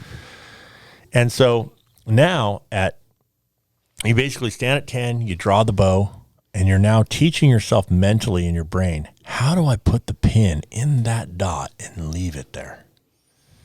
I've never been able to do that. I've been fighting my whole kinetics. I've been fighting I'm going to drop my poundage by 10 pounds. I'm going to blow my poundage up. I'm going to move my arm. I'm going to shorten my draw length. All the things that happen. And then you're like, I'm starting to get it. You get the end of the week and you're like, I've worked at this every single day, and at the end of the week, I'm like, I'm starting to get it. Like, I'm able to put the pin in the dot, and I'm leaving it there. So no firing shots. No firing shot. The reason being is that you will screw it up for yourself. You've been putting the whole shot together your whole life, and you never learned how to aim, and you just like kept flinging them in there. Mm-hmm. The idea that you're just gonna, pull the pin up, hold it in the spot, and pull the trigger and hope for the best is not. It never works. Everything has to be you can't be consistent. Literal. No, it has to be literal. The shot has to be literal. You have to tell it it's going to go right there, and I'm not letting it go until it's right there. And that's how hard I'm aiming, and that's where I'm concentrated, and I'm going to execute this in that spot. Yeah, okay? It's conforming it to you. Yeah, it is. You're moving the bow around and you're making it fit, because obviously the greatest way to shoot a bow is right through the middle of your body. But if you draw the bow, you're now got your arm on right side off kilter. You're at a triangle. You got your arm extended out. Your hand's not in the right spot. I talk a lot about like where the placement of the bow is in your hand. Your hand's at a 45-degree angle. You actually put pressure on it and extend your hand into the grip before you draw it, because you actually move it. You have counterweights, lots of things, okay? But these are your time to actually train and teach yourself how to become better. So at 10 yards, you just keep doing that for 1 week. You draw the bow, you run out of oxygen, draw back down again. Then for the next week, because that was close and the pins didn't align and it's not a normal aiming, you go back to 20 now, and now you aim in the 1-inch dot. 1 inch is a very, very small target. You think guys are shooting inside out. 1 inch is small, bro. It's really small. Yeah. Okay, so now you're at 20 with 1 minute of 1 minute of angle, and all you're doing is for that week, you're just like, oh, I got it. I'm going to make 2 more tweaks, but I got it. I'm good. I think I'm being able to pull it in there. 2 weeks later, when you turn that laser on and your buddy videotapes that bee trying to find the right flower with that laser tracing around that wall, you're going to find that 3 to 5 seconds that pin physically set in that dot and it didn't move. Wow. And then your next thing is to figure out how to make the release go off when you're aiming in the dot. And you think that automatically happens. It doesn't. So there's a whole regimen on. Next time I come to Alaska and I do the podcast, I'm going to give you the second part. All right. Like okay. How the release goes off. Fair Perfect. enough. I love it. many of the reasons why we need to have you back in here on the on the mic with us, Jim. Yeah. Well, thank you. I hope that was helpful. That was what I was alluding to yesterday, guys. Yeah. When you asked me about the clinic, and he obviously explained it way better than I did. And it's such a simple thing. Yeah. Cheap. It is. Go to the hardware store, get the things, and anybody can do it. I mean, I'm excited. I'm going to start doing that starting tomorrow, and I'm going to do it for a full week and, Good for you. and test it out. Have you ever used that Mantis laser? I saw Spot Hog has a laser. I don't think I've seen the Mantis one. I know they have one for archery now. It started. My buddy's a firearms instructor, retired Marine, and he showed it to me in at SHOT Show. I mean, he had already had it, but it was for a pistol, and you can put it on an AR too. But it like tracks on the computer screen, so you're shot and you're firing. They set up the pistol so it's like So many pounds of pull. you're dry firing it, and it's showing your sight and what's happening on your squeeze and everything, and it scores you. Triggers and I are saw that horrible. they make that for archery now, but I didn't know if you'd ever tried that. But you were doing this before they even came up with that. Yeah. I had a couple Probably heard archery me talk about it questions. At one of the ATA shows. One, yesterday you talked about the spine alignment, and you were talking about using the water, and you can do it yourself once your arrow's cut. So when you find that alignment spot, is that where you're? So once you have that, is that where you're putting your first fletching? Yes, it is. So what you do with the spine alignment is every one of the spines on a carbon arrow, and it's a pre-pregged rolled process. And what that means is that for every inch, it moves almost 8 degrees, or every 3 inches, 8 degrees. Man, I'd be lying to you. Now I forgot. Anyway, but the point is that the spine actually dynamically moves around depending on it. So when you take an arrow and you cut and plug it, meaning you cut it to your length and you plugged it with your nock on one end and the insert on the other, it now is its final spine, other than the fact when you add a broadhead, it changes the length and it changes the spine a little bit. But let's just take that out of the equation. The spine of the arrow, and if the arrow was like 31 inches long and you needed it to be 28, then you need to cut the same amount off either end so that the center of the arrow is the straightest part. And the longer it goes out, the more likely it isn't. Versus just chopping off the front or chopping off the back. Yep. Okay. So we measure from the front, and that really does determine how well that whole thing comes out spine-wise. So the deal is that now you have an arrow, and I can't shoot the difference between 001 and 005 or 4 or 6, right? So I don't believe that people should be spending a lot of extra money on a straighter shaft. I believe that the spine alignment is more important. You know, I'm not saying that a good shaft's not a good shaft, and I'm a huge fan of Victory Archery, and it has nothing to do with sponsorship. It has to do with, I believe that truly they build the best arrows in the market. Like, they have an insert technology. They're the only ones that are truly 001 through the entire length of the shaft. They have put a coating on the outside of the arrow that's really ultra slick. It has a penetrator adapter, which is an inside and outside insert, and so it's wider at the front and then slips through the back. The shaft is ultra tough, and they're badass arrows. I mean, just flat out, I love them. I think they're the best arrow made. And I spent a lot of time in engineering, and they're owned by Mitsubishi. There's only 4 carbon manufacturers, I believe, in the world, and they're one of them, the biggest one. And obviously, carbon people know about carbon, so that's just drowned over. And they've really invested heavily, and they're now, I think they just swooped up on number 2 as the largest arrow company. And I was with them from back in the day. You know, I shot gold tip professionally, and then moved to Victory and stayed with him all this time. And Steve Greenwood, who runs that company, is a freaking badass, and he knows what he's talking about.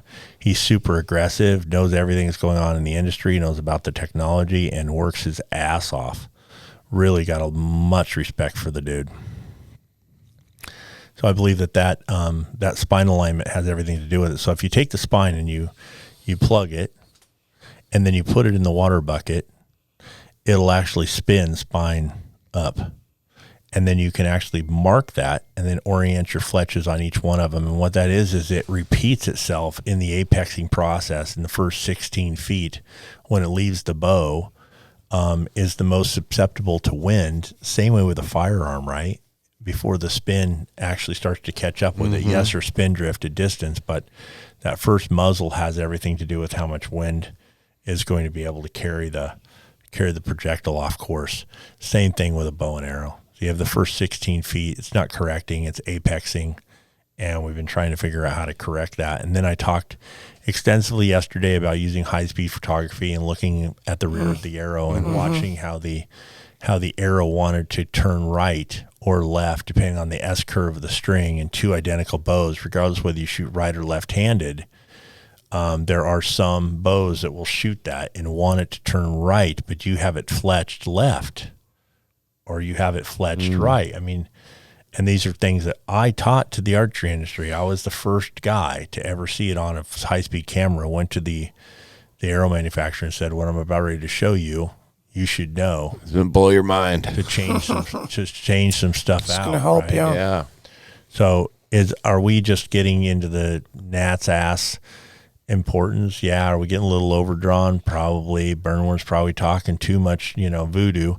But for me, these things matter. Yeah. And they all add up, right? If you had 100 things that said, why can I shoot like I did? Or because I cared, because I studied, because I practiced, because I tuned, and then I was obsessed, and then I took the time to aim, and I took the adrenaline away. And it's not miracle. It's not some super talent I have. I might have a little bit of talent, but the majority of it came from hard work. Yeah, reps. Yeah. Yeah. I got one more question for you because I kind of struggle with this. So, running your stabilizers, like, do you have a good method for finding that balance? Like, I struggle with that, like length and weight of stabilizers. Well, there is oh my gosh, man. Oh, Jim, what is that called? Oh, I'm so embarrassed right now because I sold them for a while. People thought I ripped off the brand and stuff, but I didn't. I bought them from them, and I was reselling them on a site for a little while. There's a stabilizer that I think is so innovative. I wish I would have thought of it. It's like such a killer idea. So behind you right now, you have a tripod, right? And the tripod's adjustable. It's an adjustable leg on the tripod. Yeah. You basically just has a grip tension. You turn it and it lengthens. Oh, wow. So imagine Right. So imagine you took the tripod leg over there and you actually put a weight system at the end of it, and you could actually change the length of the stabilizer, right? It was still lightweight, but then I'm going to go out and go, oh man, I got this bull elk and I got to pop him at 70. And so I'm going to mark on there where my 70-yard target, where it just like sets the balance. And then I'm going to just go hardcore Kodiak and shoot him at 25 in the rut. I'm just going to shorten that baby up and work on it. So there's a lot of tricks to this, and it took me a long time to explain this to you. And I should probably do a class on having a weight forward and a weight in the rear, and then watching your sight picture bounce in and out, determine on how much weight you have in the front and the rear. Having the weight system is expensive. Having the right, I don't think there's ever been. There was a guy that owned Bee Stinger, which is like a very reputable company. Yeah. And that dude was flat smart, man. I got to spend some time with him, and he taught me a lot about stabilization. He really got into the mechanics of it. So dynamically and statically balancing the bow. And then for a while, we had these things we used to put on the front of the bow, and we had a system in our archery range, and we tried to balance them out to make them set. And then if you look at like a Tim Gillingham, sometimes they'll have these like super long, weird bars that are like another T-bar, and then you'll have two long ones in the front. Those are weird. Two long ones in the back. And what you have to realize is that's when you get the bow like statically balanced, meaning that it's almost on a teeter-totter. Yeah. Right. And the lower the weight is, the more likely it is to set. So what you do when you draw a bow, and we have a hunting setup, we pretty much want to be able to counter the weight that's on the right-hand side of the bow if you're right-handed, because that's where the sight lays. Now we're talking about center force, and they've got all kinds of attachment points that are just new. I mean, the new lift by Matthews looks pretty cool. You know, it's got a lot of good stuff in it. Great machine work. Looks like a really killer bow. I haven't shot one for myself, but I heard it's just flying off the shelf right now. It's really nice.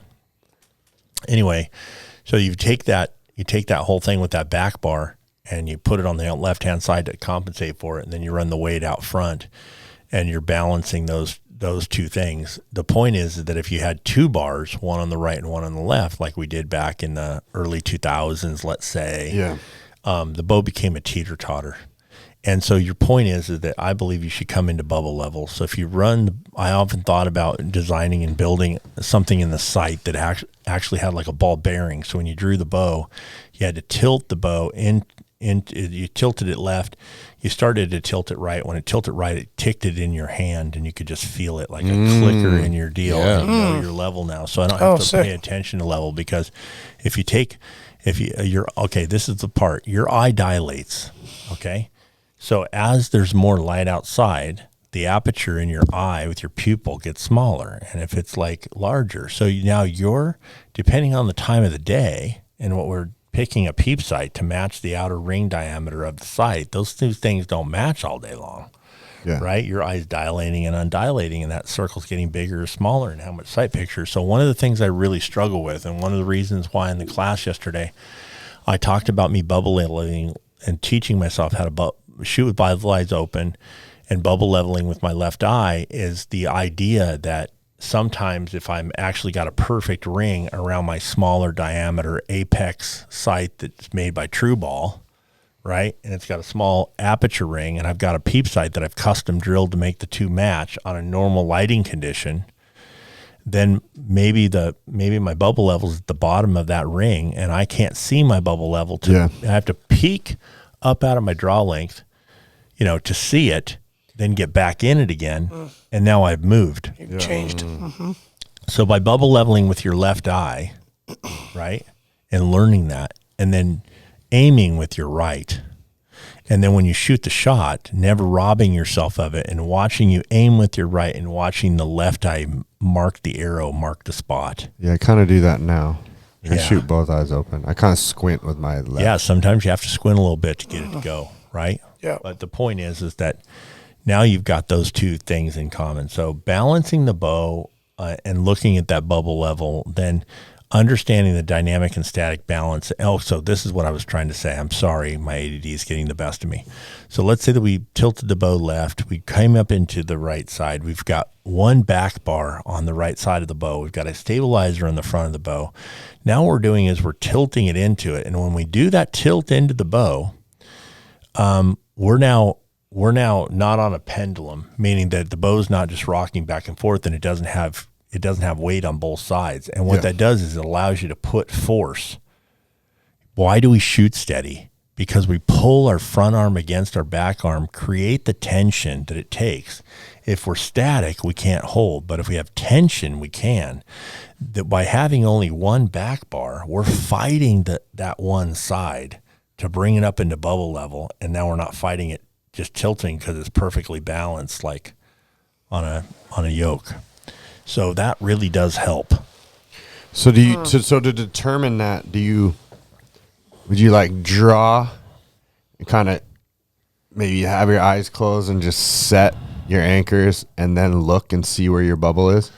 Yes. And if my bubble is and now, so if my bubble is a little high left, then calling static. I want to have a little sit. I want to move that weight a little. Yeah, static sit. Okay. Well, what happens is you're trying to hold it in the spot. Remember I talked about your laser training at 10 yards? Now what happens is it's bouncing out. Is it bouncing low? Is it bouncing up? Do I have, like, this is what happens a lot of times, and this is a very professional thing, but like imagine you having a draw length that's a little bit too long.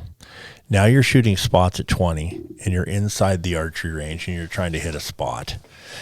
And now you're holding it in there, and then all of a sudden your pin just drops out. You're like, holy crap. Every time I'm shooting a shot, I've shot 5 and then I just have one that just drops low. And that comes from like creeping slightly. And that's why, like last night I was talking about what happens when you have a buck at 50 and you go, oh, he's at 50. And you just put the 50-yard pin on him and you shoot over him or you shoot too high, right? You drew the bow harder than you would in practice. Mm-hmm. You put too much face conflict in it. You didn't follow through with the regiment. You didn't count your pins. You didn't start you have to always come up on the target, never down on the target. You'll overextend. You didn't have your anchor point in the right spot, and you think, why did I miss at 50? I shoot 50 every day. You lie to your buddies that you were shot perfect. You don't know what happened and the bow's tuned wrong. And all those things are realities. They're all things you have to address. They're all things you have to care about. They're all things you have to learn. So if you've got a pin that's dropping out the bottom, most likely you're creeping, and it rotates the cam and it'll drop it out the bottom. And the same thing with your weight deflection. If you've got arrows that don't match and you're now shooting at 100 and they're off by 3 or 4 grains, you're going to see that conflict 3 or 4 grains down at the end of 100 yards. Mm-hmm. You're going to see it on the tune too. Like what I talked about, bear shafting or doing the walk back tune. Like all these things have some kind of a conflict. So it's not just an easy, like, oh, I just have this skill set and I can just put it in the spot. No, the bow has to, and then the most horrible thing, you either get a new bow, which completely sucks, or you put a new string on. Right, you put a string on it again. So every year I had another bow to contend with, and they all weren't built for me. Mm-hmm. And I didn't like that very much. Yeah. Yeah. Hopefully it is the struggle. Archery does have that struggle in it. That's just like it's not made for everybody. You have to be a technical person. Yeah. Most archers don't have any money. It's weird. And they had a little extra time. They were gadget people. They probably have a personality type. They have to put up with a lot of shit. Yeah. And you have to want it. And you got to be patient. Right. Really patient, right? Yeah. Hopefully you got some out of that, Chad. Yeah, absolutely. Yeah, man. Absolutely. Yeah, this guy's a whiz, man. He's got a lot of knowledge on it. Well, before we close out the show, I thought maybe we could listen to Jim's life moment video, just to kind of bring this thing full circle. And it's very, very cool and touching to listen to it before we started, and I think it'd be great for our listeners. So I'm going to go ahead and play this if that's okay with you, Jim. Yeah, no problem. I just want everybody to realize it's not a brag video. Yeah. What I want everybody to do is really reflect on their own lives, their own accomplishments, where they failed. We have to have a reset. We have to look back, because a lot of times what we did in the past determines our future. So it allows us to all have a reset, all react on our own accomplishments, look at what our fathers and our mothers and our kids and our siblings and where we've come from and what's important to us. And so this allowed me to reflect on my life. I just want to thank you guys so much for allowing me to come and share with you tonight and spend time. I really appreciate you, and I want to make sure that you guys come share camp with me in Africa. Bring a boatload of arrows. That'd be amazing, man. Yeah, what's it, 4 dozen? Yeah. Better start saving my my ice cream money, I guess. Yeah. I found out real quick that actually arrows are not that cheap. Yeah. Having them built anyway. So yeah, I'm gonna go ahead and let this play, guys. Yeah, this is very poetic right here. Yeah. Let's see here. Okay, hold on. Let's see here. I got my. Let me just make sure my sound is good here.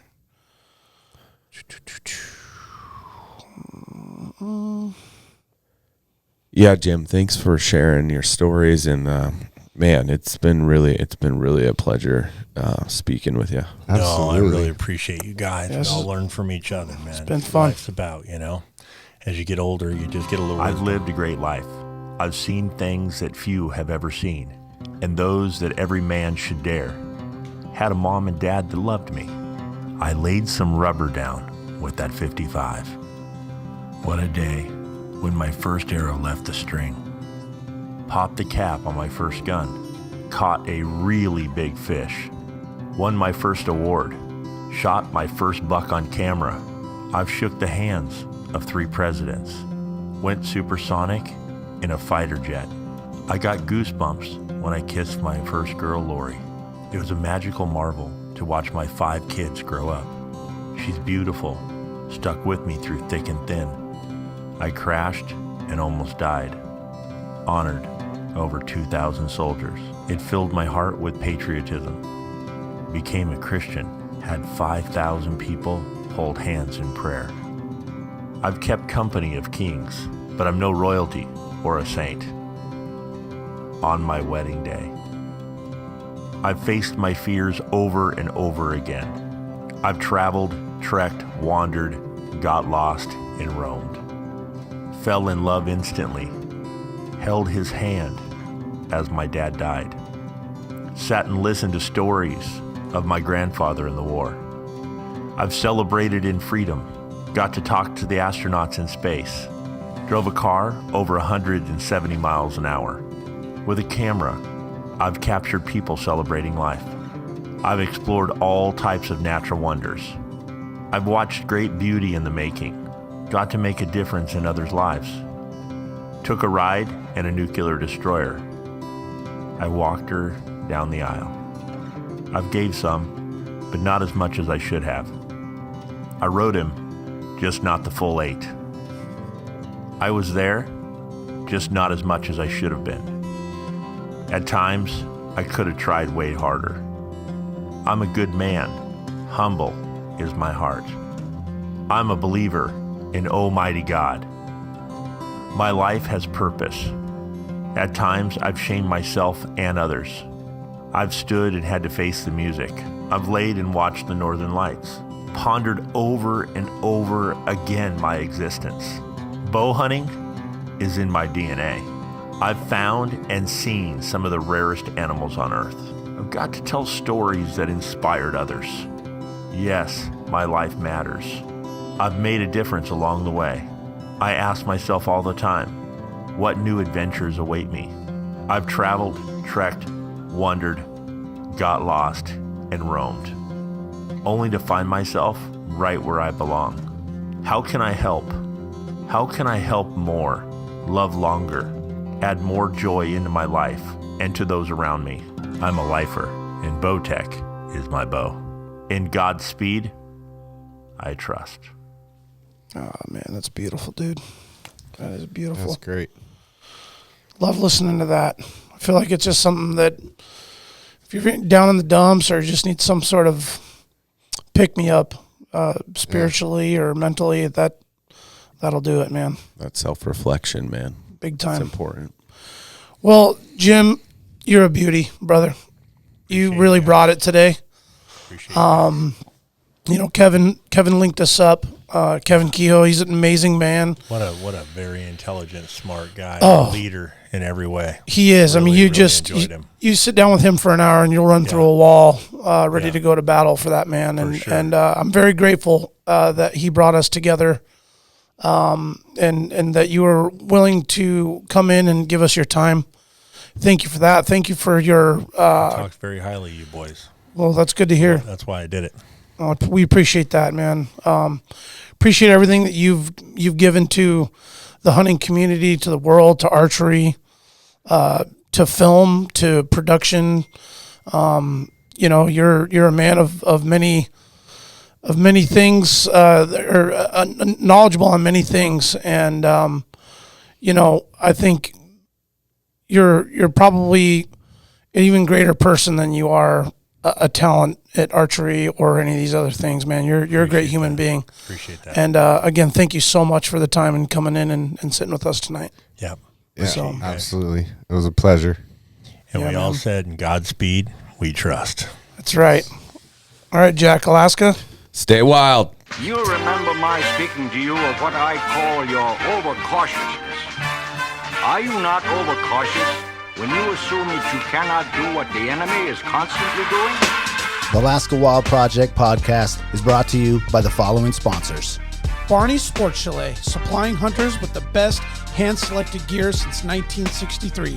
The exclusive home of frontier gear built for the rugged Alaskan terrain. Your one-stop shop for all your outdoor needs. Visit Barney's today at 906 West Northern Lights.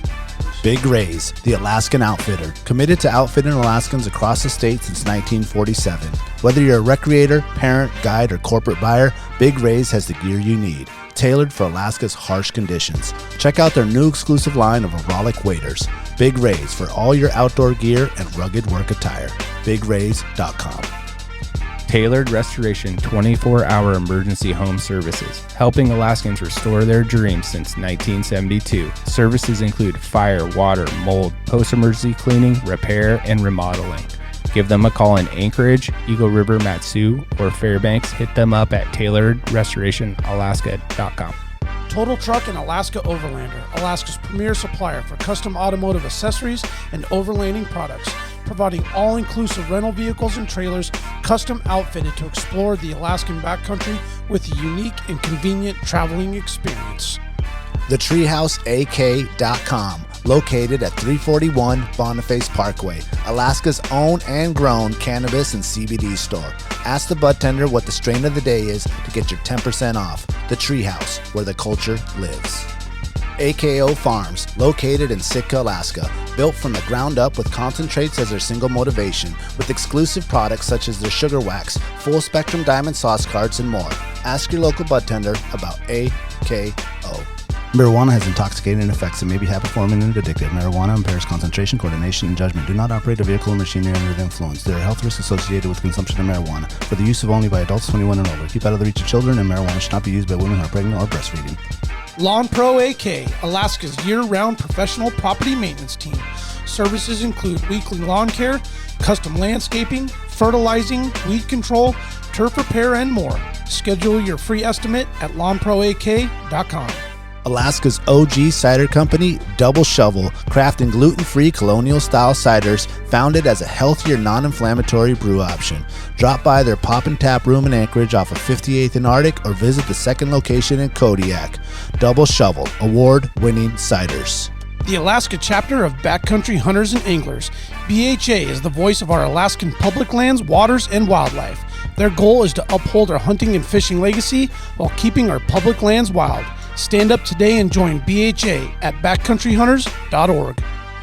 Alaska Mining and Diving Supply, located in Anchorage, is our go-to for powder sleds and utility rigs. Whether you're in the mountains with the flat bill bros, running trap lines, or hauling freight, they have the selection to get you dialed from peaks to the valleys. Find them on Commercial Drive or akmining.com. At least is equal in prowess and act upon the claim. I say try. If we never try, we shall never succeed. This proposition is a simple truth, and it's too important to be lost sight of for a moment. If we cannot beat the enemy where he now is, we never can.